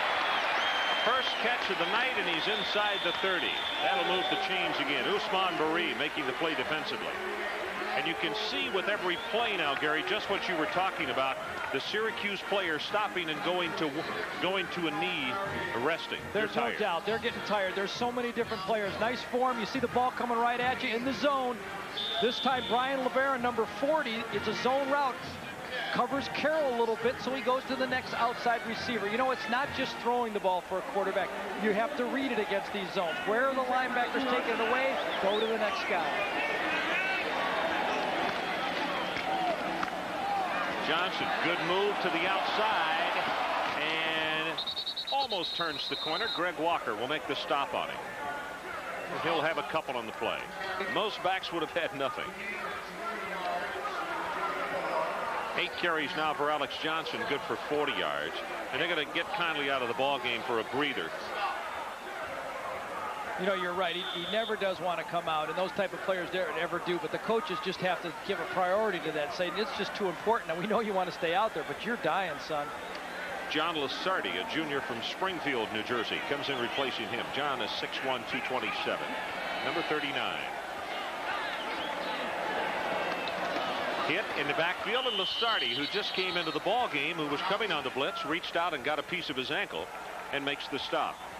Syracuse isn't deep enough yet, but that's the theory you want to play with defenses that are very solid. You know, the Auburns that have been so good in the past, when Alabama was so good in Nebraska, they shuffle in their players. Fresh players, even if your great ones are on the sidelines, are better than your top flight players when they get tired. Well, back to the point that you made earlier, as far as playing a team like Miami, we saw Texas doing that against Houston, changing the interior linemen and the linebackers, shuffling them so that they wouldn't get fatigued. You do a lot of running against a ball club like this.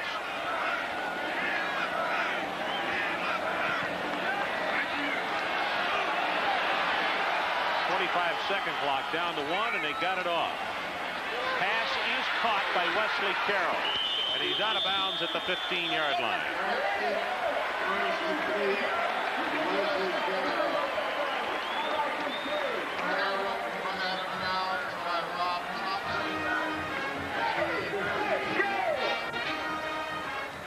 Here it is, the blitz, but again, it's coming from so far off that slot receiver that Erickson has time to get it out to Carroll, and then a little straight arm into Thompson for the first down. Carroll's having a big night for national television tonight. He likes this defense Syracuse is running around. Ousmane Barry could have gotten a penalty here. He's out of bounds, and Usman went ahead and threw another shot. First down Miami from the 15. 10th play of the drive. Alex Johnson breaks off one tackler, and he'll take it down to the 12 as Kevin Mitchell is there defensively. And repeating, Leonard Connolly not even playing tonight because he was suspended from the team by his head coach, Dennis Erickson. Well, Steve McGuire and Alex Johnson is filled in. You hardly notice this guy's missing tonight. You know, we talked about Syracuse is going to have to really see how well they want to play in the second half, and Dick was going to watch how they played. Hey, they're playing as hard as they can play. They're playing with aggressiveness in their tackling, but this is a powerful offense they're facing.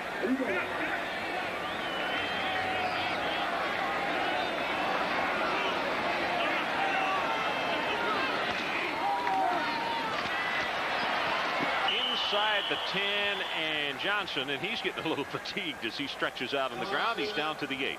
It'll be third down. They'll need about 4. Well, Rob Chudzinski has caught a lot of big passes in his game, but now he's asked to block, and this time he has to double down on Rooks. And he does a good job. You have to be able in this offense when you're a tight end. Hey, you're not real big. Rob's not a big, real huge player, but they asked him to get in somebody's face, and he did a good job right then. Clock shows 4.5 minutes left in the third period. Canes lead it 23-0. Play action to Johnson. Wants Carroll in the end zone, and that one's overthrown. Now let's see, is Huerta coming on? Yeah, here comes number 27. You know, the point that you make about the pressure, every time Craig has been pressured tonight, with the exception of the third down pass to Chudzinski, where he had him so open, he has not thrown his best passes of the night. Well, I haven't seen many who do, and that's not any indictment against Craig. I mean, that's just the way the game is nowadays. If you can pressure the quarterback, you can slow him down. This is a 26-yard attempt, and he's got this one. Carlos Huerta, now 4 of 5 of the night. Their new score, Hurricanes, 26-0.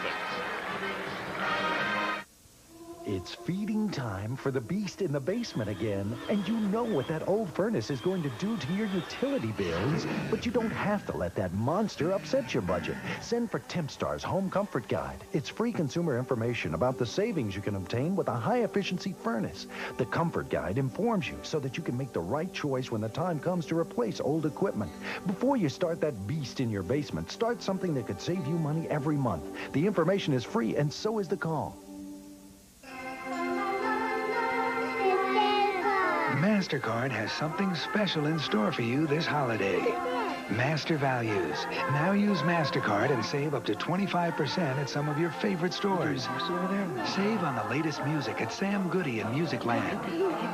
Coats to camcorders at Montgomery Ward, and save on Mattel toys at Toys R Us. Look for Master Values only from MasterCard at these and other fine stores. And master the moment.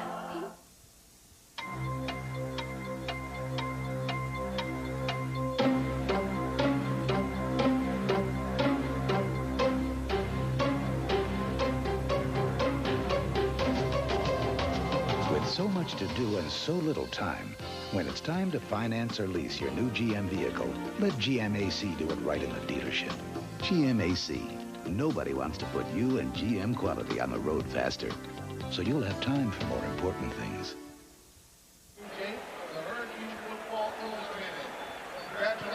Miami 26-0 with 4:16 remaining third quarter.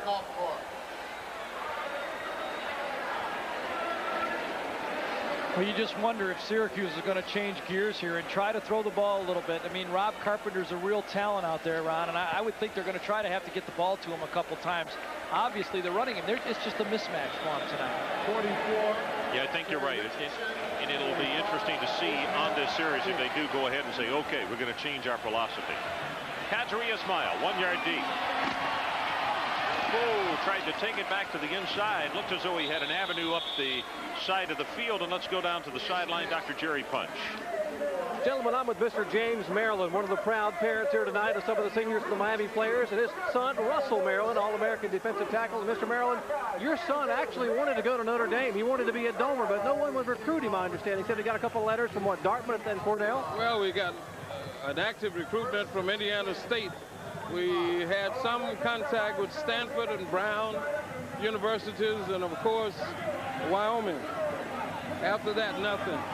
Now, you called Miami yourself and said, my kid can play football. I want him to be a Hurricane. That's exactly right. I had sent some information in to the coaches here at Miami, and I made several phone calls on my own.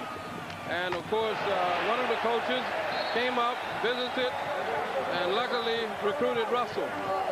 Well, Russell Maryland, of course, a candidate for the Outland Trophy. Now, the irony here is his dad, Mr. Maryland, is a district sales manager for Chrysler in the Chicago area, and the Outland Trophy is sponsored by Mercedes-Benz, but I'm sure your son's a classic in any route. That's okay. We will graciously accept the fact that Mercedes-Benz sponsors that trophy. However, Chrysler is still there. Mr. Maryland here, proudly watching his son, Russell. Gentlemen?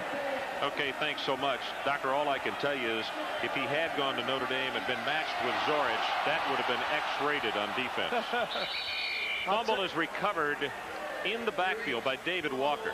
Russell is also one of the seniors, fifth-year seniors who has graduated. You can see where he gets his sense and common smarts from. I mean, there's a smart guy. He makes sure that he gets his Chrysler pitch in for him.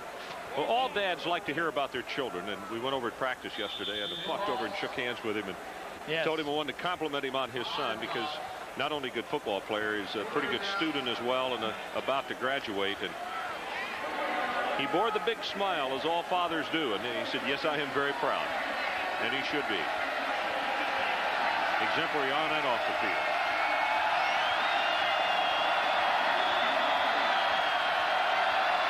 Third down. Graves better hurry. Loping for it, and he is going to be tackled at the 22 by Michael Barrow. There was no one to throw to at that time, but here's the problem that Marvin Graves has had tonight. Look, 3 sacks, been knocked down 5 times, been hurried 9 times. A couple of those fumbles have not been caused, but a couple have also, and he's had 2 passes knocked down at the line of scrimmage. Tough game for Marvin Graves. And that obviously was not a full speed Marvin Graves. You could see him running with about a half a gait there as far as maybe a little limp. 5 kicks for an average of 42 yards for O'Neal tonight.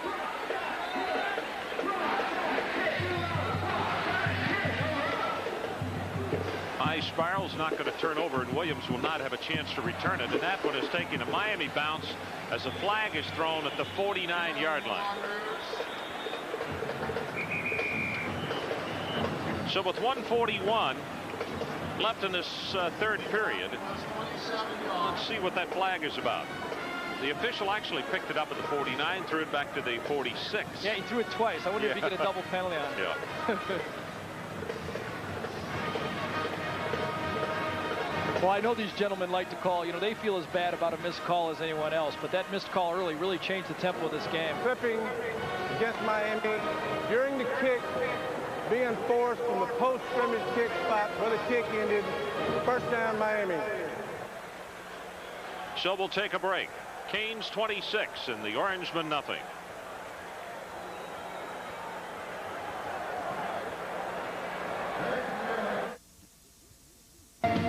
Central Florida's new news and entertainment magazine. The Weekly. With weekly feature stories about people, issues, and events that affect you in the Central Florida area. The Weekly. Orlando happenings with articles on celebrities, lifestyle, and fun. The Weekly. Entertaining items like movie reviews, a restaurant guide, and suggestions on things to do and places to go. The Weekly. So for weekly features, insight, and information about Orlando and the surrounding areas, pick up The Weekly. Central Florida's news and entertainment magazine.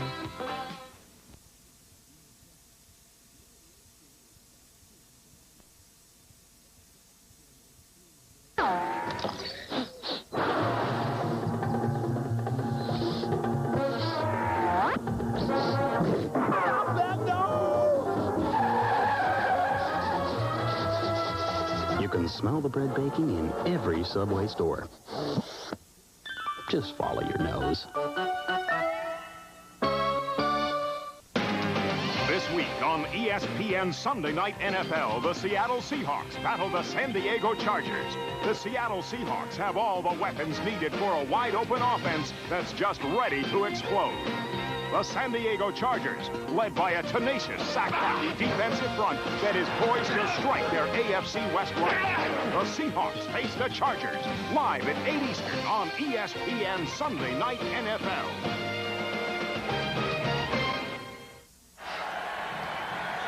Mike Patrick and Jill Theismann will have all of that action for you tomorrow evening from the AFC West, San Diego and Seattle. Ron Franklin, Gary Danielson, and Dr. Jerry Punch here at the Orange Bowl. 26-0 our score with 1:41 left in the third quarter. Erickson, ball is tipped, almost intercepted at the 50-yard line. Let's go to Tim Brando for this update.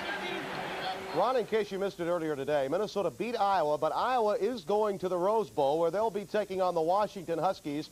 And the reason we tell you about this is since 1945, when the Big Ten became affiliated with the Rose Bowl, since then, no Rose Bowl Big Ten participant had ever lost 2 of their last 3 games going into the Rose Bowl until today.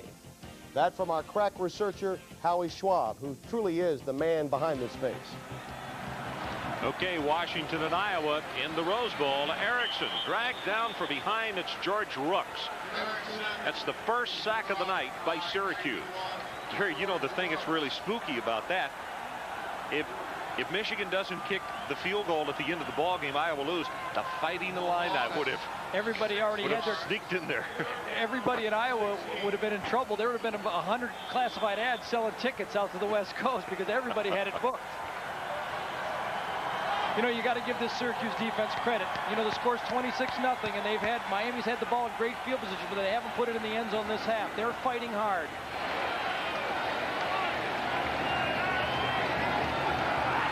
On 3rd down and long, Erickson sets the screen, and he's got Johnson. 35 out to the 41-yard line, and it will be short of the first down as Glenn Young is there to make the defensive play. Alex Johnson. Young and Conley make the tackle. Nice zone drops right there. The linebackers kept everything in front of them and then kept containment and forced it in for forced Miami to punt. So Paul Snyder, who has not had to work very much this evening, the punter for the Hurricanes, comes on. Only his 2nd kick of the ball game. And Warren Prisby, number 15, is back as a single safety. And Syracuse looks as though they're coming after it. Nope, they got the return on.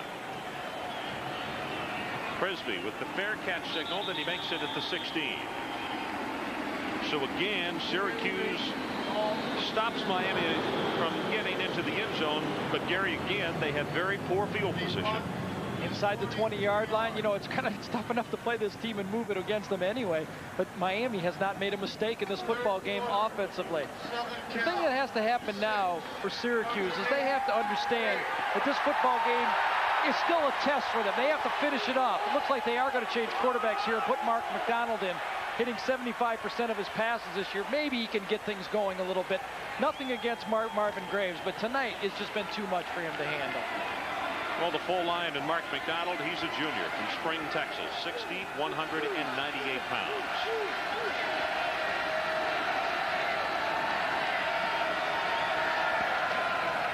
He'll throw on first down. Zings it out there, has it complete. That ball was almost intercepted.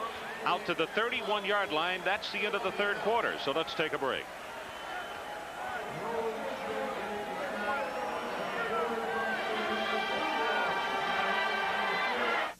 The bigger than ever, better than ever 1991 Chevy S10 Blazer 4-door. We wanted a motel, but Dad said camping's a thing. And my brother came along. Yuck. Now America's best loved sport utility vehicle gives you 25% more cargo room and 100% more doors. But so did my best friend Linda. 4-door S10 Blazer. Open one up and see why more people are winning with the heartbeat of America. Now it's easy to win with the heartbeat.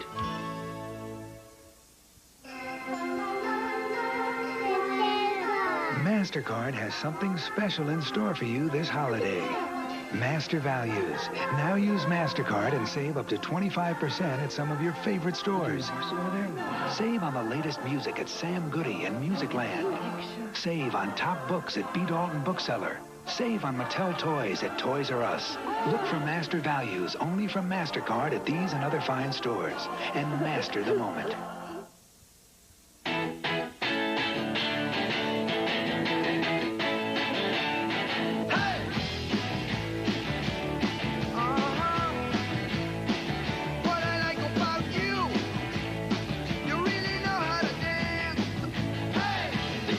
throw with the clean, fresh taste of Bud Light. It won't fill you up, never lets you down. Coming from Orion Home Video, the future of law enforcement returns. Take it over, creep. With a vengeance. RoboPower is back. RoboCop 2, rated R, coming December 13th. Also from Orion, he's irreverent, irrational, and irresponsible. Robin Williams, Tim Robbins. Hello? Cadillac Man. Rated R, now available on video cassette. What do we have here? Acute lower abdominal pain. I don't see any alternative. I don't either. We have to go in. Have we gotten the parents yet? I have them on the phone, Doctor. They're out of the country. Fax them a consent form. Stat. That's the only thing we're waiting on. I don't know it. Okay. I've got it. Any minute. Doctor, I've got the parents' signatures. Excellent. Here we go. Dex Facsimile, one of a wide range of business communication solutions from Fujitsu, the global computer and communications company. 26-0, Miami leads as we have the opening play of the fourth period. Let's change something. Danielson and I figuring out during the timeout the difference between 5 and 6. It is Mark McDonald and Marvin Graves. That's the difference. And Marvin is still in the ballgame. But we have an advanced introduction on Mark, should he come into play. Play action by Graves. Has it complete to Hill. And he's down to the 45. 24 yards on that play. And I believe, Elvin, this is only the second time they've been over midfield, isn't it? The third time. I beg your pardon. And it started out very tough for him. The very first play of the football game, they wanted to run the option there. In this football game, look, he fakes it. The fullback thinks he's not faking it. It's on the ground, and an easy turnover, a score results. And then the big play of the game, as far as I'm concerned, as far as Syracuse is concerned, they have a great play here. Carpenter's in the secondary. The ball is down. They call it a fumble. Miami picks it up and returns it. 10 points on 2 turnovers. Draw play, 44, Richardson, and he'll take it down to the 41-yard line. By the way, on the fumble that was caused the fumble, that would have been the deepest penetration of the night by Syracuse. That was really a killer for them because they needed the confidence early in the game. They still may be having problems with this team, but they would be in a much better frame of mind. Terry Richardson is the freshman. He's averaging 6.2 yards, and he's got the, the famous 44. A lot of pressure here at Syracuse with that number, but they think he's going to be a great one. When they give you that one, they expect you to do a little more than just average production.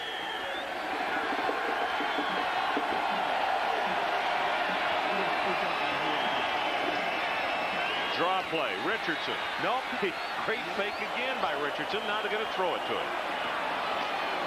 Catches it, still on his feet, and is knocked out of bounds. That's Barrow, who bumped him out down at the 21. Yeah, I hate to say it, but they're going to call holding on the play right there, and it's been tough all night. They get some success, and then they turn it over and get the penalty on the play. You're right, it was a great fake. There's 2 parts of a fake, Ron, and half of it is to the running back. The running back takes the ball and runs through the line of scrimmage Holding. like that. Syracuse, repeat second down.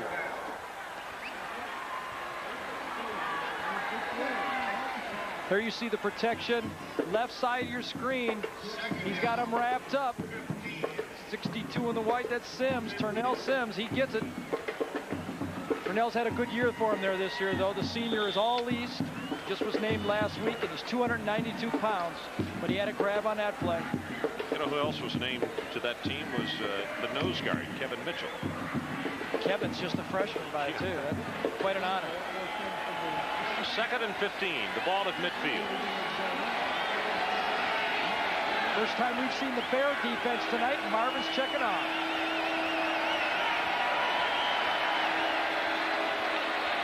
And he's going to go long for Carpenter, and it is knocked away, and that's a really fine defensive play by Robert Bailey. Well, Marvin Graves has a live arm, and he's a real competitor. But this time he reads it as a blitz. It's not. They come out of the Bear front, and it's just a deep zone. He lets it go. He doesn't follow through real well. But Bailey is just dropping back into the deep zone, and it's like a punt right there. Carpenter has to play defense and break it up, or a ball wouldn't have been intercepted.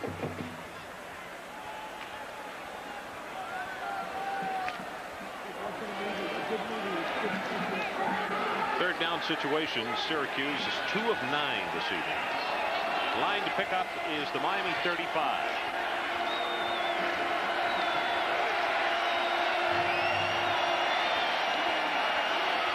Marvin going to have to find some place, and he does. Goes to Richardson.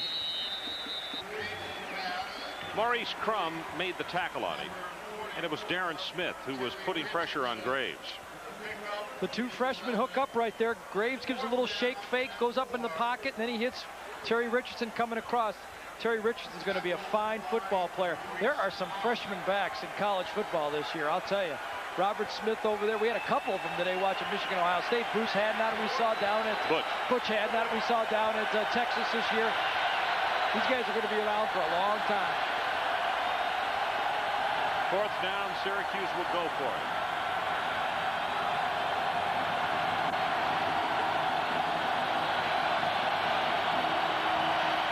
Option pitch. Richardson hurdles the man, and he is not going to have it. Robert Bailey took his feet out from under him, and he'll be a yard short.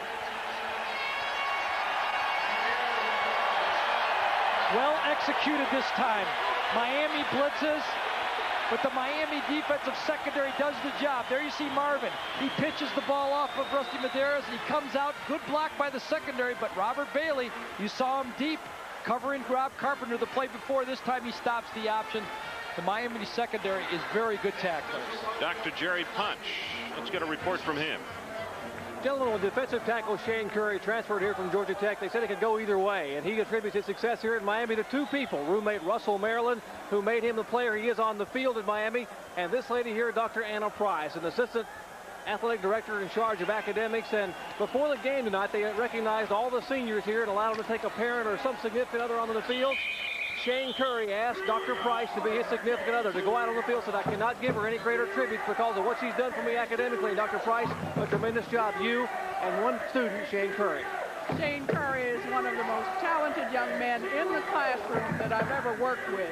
He just needed some guidance and somebody to expect him to do something here at the university. His parents have done a tremendous job, and he just needed some base, and he found it in me, and I'm very pleased with that. Hey, when she came here, guys, in the late 70s, early 80s, a 24% graduation rate for the athletes here. This year, 17 of 17. 100% will graduate from the University of Miami. Ron? All righty. Wesley Carroll has that completed pass, and he's across midfield. Dan Conley pushes him out. I tell you, Dan Conley's a great football player, but Dan Conley, the matchup against him and Wesley Carroll, it's just too tough of a matchup for him to handle. You know, as a quarterback, you just look over, you read man-to-man, you just have to go to that matchup. Carroll now 10 catches for 95 yards. I think young Daniel might see 81 in his sleep tonight. Maybe tomorrow night, too.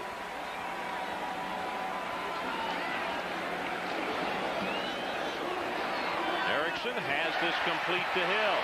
Gets to the outside. Now he wants to come back to the middle. And Tim Brando has an update for us. Tell me what you got going. Ron, Tulane has not beaten LSU since 1982 in Vince Gibson's last game as head coach of the Greenway. Leading 13-6, Chris Mook finds Marcus Carter for the touchdown to tie the game at 13. WWL Television is reporting that Davis's contract will not be renewed. That has been denied by Chet Gladchuk, by the way, formerly of Syracuse, but apparently there will be a job opening in New Orleans.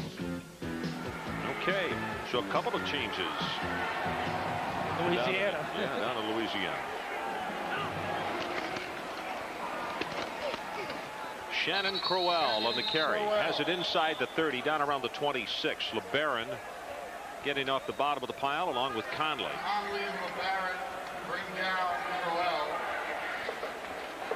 Number 79, Mike Sullivan, their right tackle at the top of your screen right here. Little run block, and he pushes it outside and does the job. Mike Sullivan has 46 consecutive starts here at Miami. He ties the record tonight, and he'll beat the record in his next game that he starts. Good football player. And, of course, they have one more game. They have 2 more games. They have San Diego State next week, which we'll have here at ESPN. Then they have the Cotton Bowl. Erickson drills the pass complete at the 20. Lamar Thomas was there. Rob Thompson makes the stop for the Orangemen. And let's see, it's going to be shy of the first down. It's going to be 3rd and about 1. Here's an example of what the spread offense can do. Number 49 is going to come clean from the right side of your screen. But he's disguised and he's coming from so far in the secondary that Erickson still has time to get rid of the ball with a linebacker coming untouched. That's the real strength of this offensive spread set. The thing is, Ron, you have to be good enough to run the ball with the 5 people in there. Miami is. Crowell down to the 10-yard line. Conley made the tackle, and they're going to spot it just outside the 10. So it'll be first down Miami, and they can pick up a first down without scoring. Why do I say you have to be good enough to run the ball? Because when these linebackers go and cover the receivers, that opens the holes for guys like Crowell to cut in there and run the ball. It's so difficult if you're not able to stop the run with your 6 people up front. If you have to put one of your guys cover, then it creates the mismatch running the ball. Crowell, a senior out of Atlanta, 5'11", 200 pounds. Drawn play to him, gets outside at the 5, and he's down to the 3. Dwayne Joseph made the hit on it.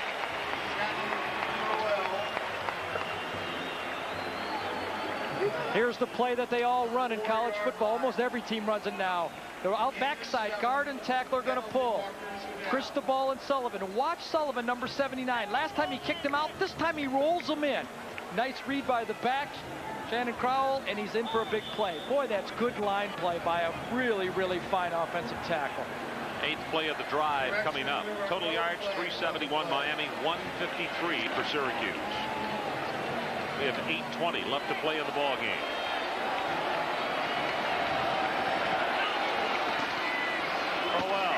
Boy, does he get belted at the line of scrimmage. Glenn Young, one of the middle backers, sophomore out of Scarborough, Ontario. Wow. Did he take him on? He didn't even break stride filling that hole that time. This Syracuse defense only has 3 seniors. Conover, outside linebacker Brian LeBaron, and Rob Thompson, their safety. It's going to be a fine football team next year. They've got the most athletic linebackers they've ever had here, and the guys are getting better each game.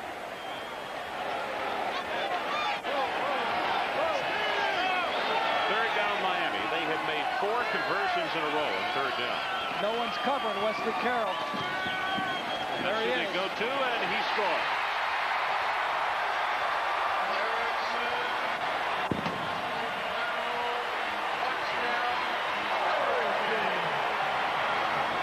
Boy, it's easy up here to make the calls, you know, but as a quarterback, your eyes just go to those players, those wide receivers that no one covers. Craig is good enough to do it at the line of scrimmage. That's the real trick. It's easy to do it up here in the stands. He looks around. No one's covering this time.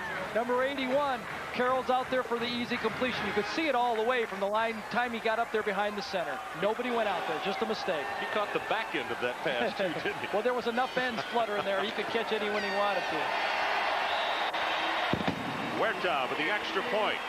And the Canes on top big. And winds northwest 30 knots, gusting 45 knots. Rain expected to continue till 10 p.m. 5 inches predicted in the 7th county area. About 200 more bags. 1,500 more.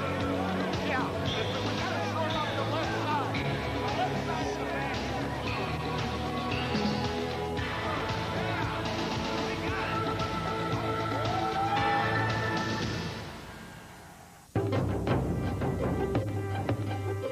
On the road, the Infiniti Q45 becomes a living, breathing thing. You feel it work the wind and seize the road. Feel the embrace of leather and luxury. The rarity of a 278 horsepower V8 engine that was born to run. And begin to understand why Road and Track has named it one of the 10 best cars in the world. The thirst for adventure is Michelob Dry.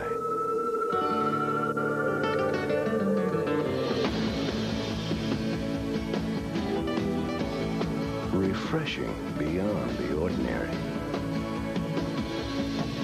And once you've experienced the bold taste with no aftertaste, there is no going back.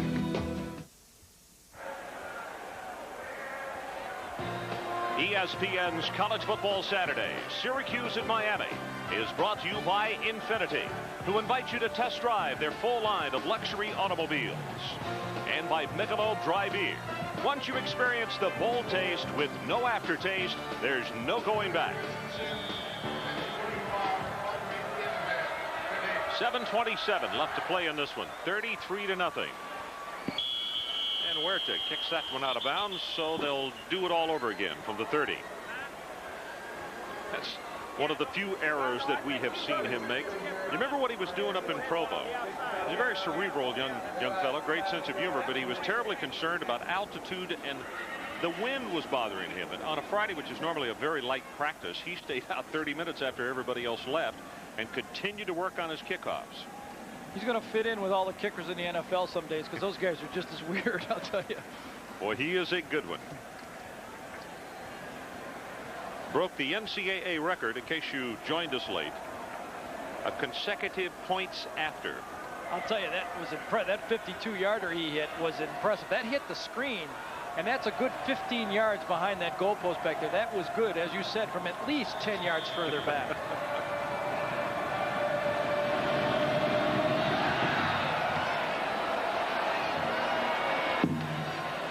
Ismail from the 8. That is great coverage for the special teams in Miami. And let's go back down to Dr. Jerry Punch. Gentlemen, one of the unsung heroes here of this Miami Hurricane team the past few years is Dr. John Uribe, team orthopedic surgeon. He's sort of what they call the Humpty Dumpty Brigade. He puts them together piece by piece every year. And last year, he's the guy who kept them together for a national championship. And again, Mike Sullivan, 46 consecutive games over 4 years. And you have to be given a lot of that credit for putting him back together. I understand he missed 2 days in the hospital prior to the Notre Dame game, but you got him ready to play. Well, he's a tough kid. I mean, he's had some tremendous injuries, and I'll tell you, he's just a kid that plays with full desire. But he had a minor back problem with a disc, and with some good therapy and some rest, he just goes. He's a machine. He's a great kid, and all of them are. We've had some bad injuries. Unfortunately, we've never lost a player to an injury. And that's kind of kept the confidence in the medical staff up. And we're really lucky. We have great trainers, great therapists, and that's what it takes. And it's a great team. There are men like this all around the country. Dr. Freddie Fu at Pittsburgh, Will Yergler at Notre Dame, and many, many more who keep these teams together week after week. Ron? Okay, thanks so much, Doctor. A lot of folks behind the scenes in college football. And I'll tell you, this offensive line here for Miami, they've been together for a long time. The seniors, there you see Cristobal, but the offensive line has been intact. They have started every game. 73, Searcy, Jones, number 70, Handy, number 66, Cristobal, 59, and Sullivan, 79. Have started every game. Offside's called in this one, so he's going to do it again. He's getting a lot of work. This time from the 25, and it's Ismail again. Ismail runs into his own man, and he brings it out close to midfield. I think this Miami football team, every time they watch Ismail return one of those kicks, they remember what the Rocket did to him and almost knocked him out of the championship. Well, a decade of excellence, 3 national titles in the 80s, 7-0 against #1 teams. Over 83% winning percentage. That's the second best, and a home record of 55-6. And as we mentioned off the top of the telecast, this group of seniors has never lost here in the Orange Bowl. By the way, Carroll now has 11 catches. That ties his career best.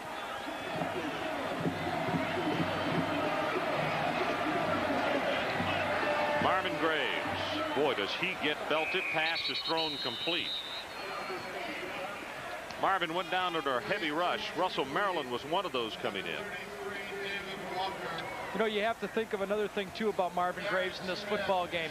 This is going to help him in his future to play against a football team like this and hang in there play after play. I'm sure Coach McPherson said, get out there. You're my quarterback in the future. Get out there and play some football and learn what it's like to play in a game when you're behind against a very good football team. Show these guys you're a leader and you can stay in there and take these hits.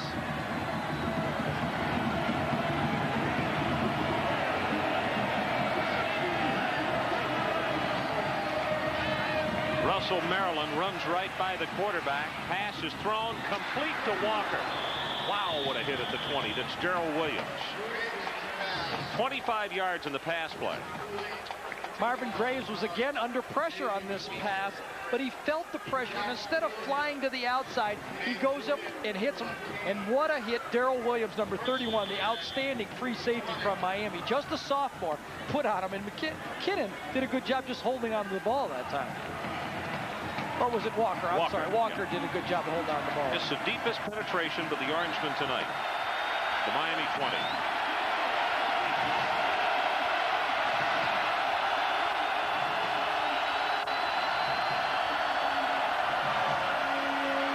Play, Graves will keep it, and not for very far. Let's go back to Tim Brando for this update. Gentlemen, Lou Holtz culminates a 15-play drive. 13 of the plays were on the ground. Out of the wishbone, Meyer with the option to Tony Brooks. He gets in from a yard away. The Trojans were leading 6-3. It is now a 10-6 Irish lead in the fourth quarter. Back to Ron, Gary, and Dr. Jerry Pug. Our score, 33-0, Miami. Clock runs with 5:20 left in the ball game.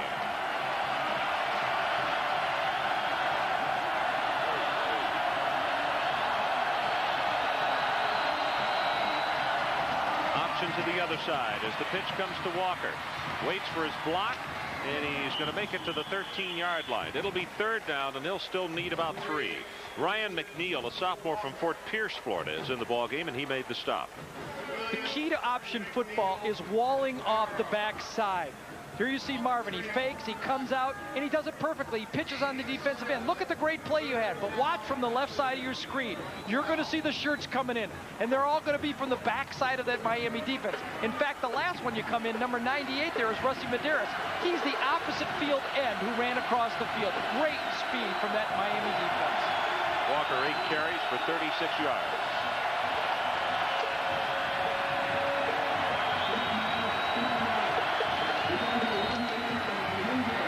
Pitch comes to Walker, turns it inside. It is first and goal, Syracuse at the 4. Robert Bailey made the hit, but not soon enough.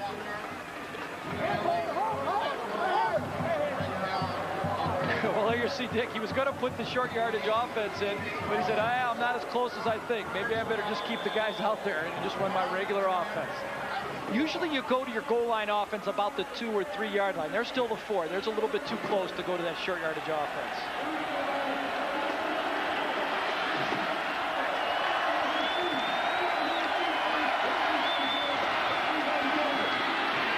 Touchdown, Graves.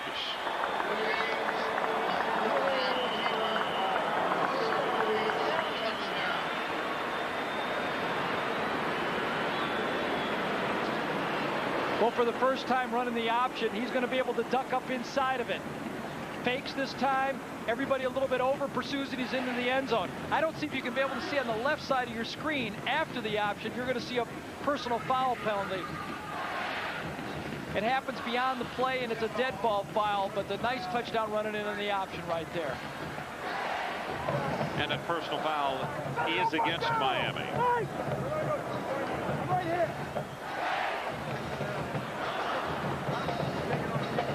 Now, see, Syracuse has the option here. They can take the ball closer to the goal line, or they can kick it off after the extra point.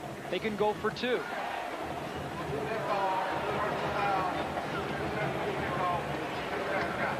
So they'll go for the extra point here, and then probably utilize the 15-yard penalty for an onside kick or a squib. That's the strategy there. That's what he's going to do. He's going to take it now, and he's going to probably try the onside kick. Very smart play. John Biscup, first opportunity for John tonight since O'Neal handles the kickoff.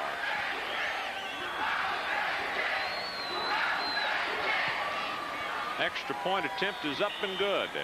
So 3:52 left in the ball game, and it's Hurricanes 33 at Syracuse 7. Before they could walk, they wanted to dance. Before they could talk, they wanted to sing. But they needed a lot of heart and desire before they could get to Broadway and make it on a chorus line. Now this Broadway legend is back and on tour. But if you want tickets, get to the box office early and get out your Visa card. Because this show won't be in town long, and it won't take American Express. Visa, it's everywhere you want to be. As a kid in business, I learned the meaning of a buck 1 penny at a time. Hey, it was my money, and it still is. Thrifty. So when I need wheels on business today, I go to Thrifty. At Thrifty Car Rental, a Chrysler 5th Avenue, safety equipped with an airbag is just $39.95 a day. Who says you can't mix business with pleasure? It's the only way to go. Thrifty Car Rental, because it's your money. When creating the new G20 midsize luxury sedan from Infiniti, these were just a few of the amenities we kept in mind. Seating surfaces that are fitted with leather, a cabin that heightens the level of comfort and stretches the limits of space. Of course, with 16 valves and 140 horsepower, that mind also has an alter ego.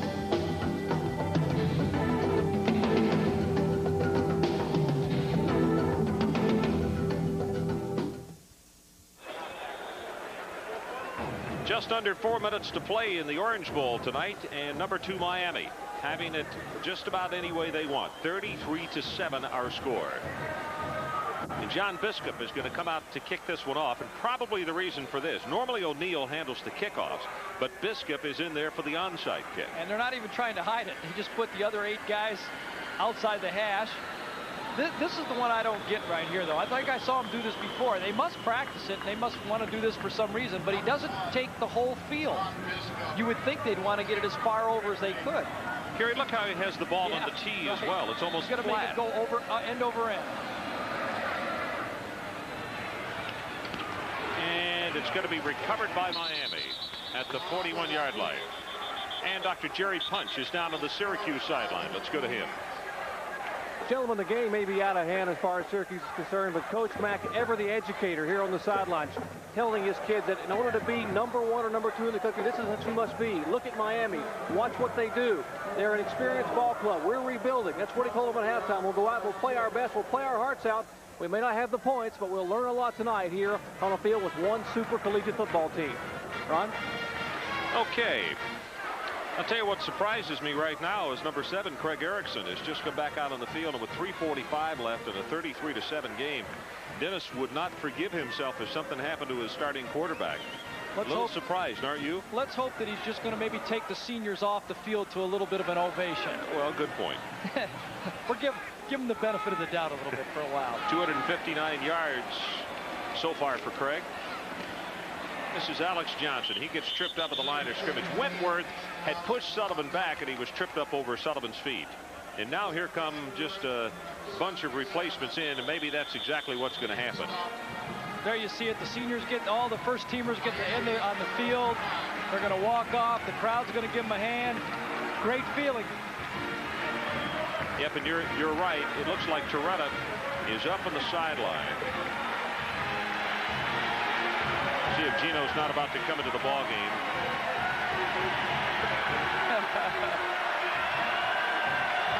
You just can't imagine the type of career these guys have had. I don't, going to college, you're here for 5 years. You get one last somersault coming off, and the lowest you've finished is number 2 in the national rankings. Incredibly 5-year run these guys have had. Twice number 1, twice number 2. And they're back in the hunt again this year. Well, you know what's so amazing? After that loss to Notre Dame, they were down a little bit. But all 7 teams that were ahead of them when they went down to 8th rated in the year have lost since that Notre Dame game. So they've got life by the people just above them losing. I'll tell you about the young man who's coming in. We saw him last year when Craig had injured the knuckle on his passing hand. Gino Toretta is a sophomore from Pinole, California, 6'3", 211 pounds. And he had to go against the Seminoles last year up in Tallahassee. We're going to see his season numbers. We're going to get a look at a good football game next week, too. Again, I'll tell you. Florida State. Yep. Toretta's pass incomplete. Well, see, this doesn't bother me at all, because now they're saying, what are you throwing for? It's 33-7. But these are the backups. Gino needs time to play. If Craig goes down in the next game, Gino needs the reps. This is good. I like this. They're getting their backups in, and they're running their regular offense. That stopped the clock with 3:22 remaining. We mentioned Florida State next week. That's the second game of the doubleheader. The first game will be the Miami Hurricanes against San Diego State. That one beginning at 4 Eastern time.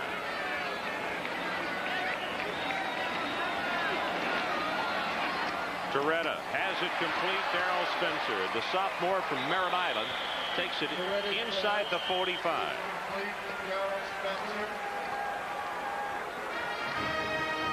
Well, in back-to-back national championships, these are the teams that have done it. Can Miami sneak in there? Well, the right things have to happen. They have an opportunity, and I think one of the things that's going to help them is they're going to be playing a good football team again, the Cotton Bowl. If they win that game against Texas, that'll help them. And should Colorado stumble against Notre Dame, a game they could lose. I mean, Notre Dame's a good football team with a healthy Rocket. Notre Dame could lose tonight. Running play will go for very short yardage. That's Shannon Crowell. The 43-yard line.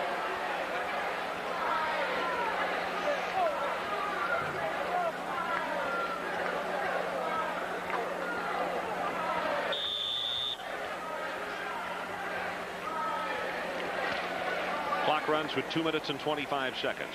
Yeah, if Notre Dame does beat Colorado. Exactly.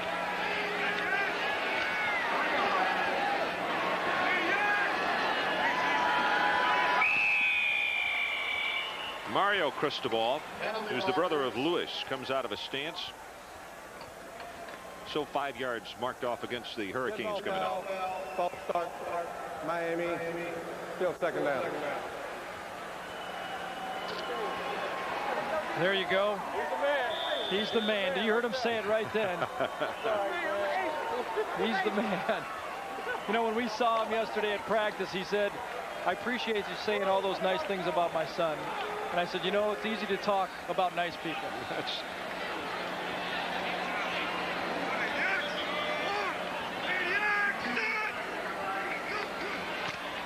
Toretta goes with a running play. Jim Wentworth will step up and make the tackle on Crowell. It'll be 3rd down. Well, CFA football next week. Number 2 Miami against San Diego State. That's at 4 o'clock Eastern time.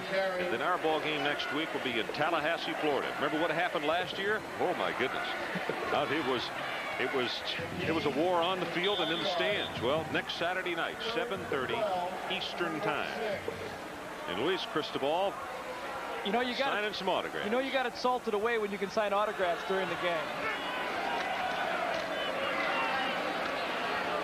Pass is caught at the 30, and still on his feet to the 20-yard line is Bobby Bird. That's good for 25 yards. These are the future players. These are the guys that are going to be playing. If anybody goes down, they're working hard. They like some playing time too. They play behind some great players. There's the bookends. These guys have lined up together. Chudzinski and Sullivan, the tight end and the tackle. Hey, get a little ice cup. And Craig Erickson, you know, we saw him in that first game. He was so down after that football game. I went in the locker room and talked to him. I said, hang it up. Keep your head up. He's going to come back to you. You're going to get another chance, and he's made the most of it. Crowell comes out of bounds. That'll stop the clock with 35 seconds left. Well, if you look ahead to what is going to happen in the Big East, looking at what has happened in 1990, Miami has outscored its Big East opponents 120-18 this year. I wonder if that's little brother. A future tackle. I know he'd rather play quarterback or something. You know, when you're that age, everybody's a quarterback. 33-7. Canes on top. Crowell again weaves his way for a couple, now 3. Glenn Young is on the bottom of the stack as some of the players continue to talk after the play is over, and it looks like that's going to be about the last one. Well, Marvin will learn from nights like this. He has to play, and this is the type of competition he's going to play. When Miami gets in that Big East, he's going to have to gear up this football team to play against teams like the Miami Hurricanes.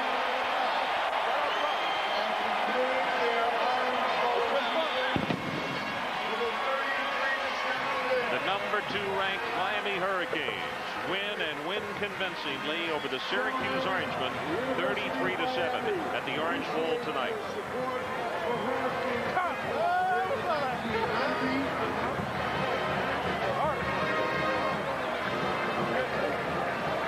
Once again, the final score, the Hurricanes 33, the Orangemen 7.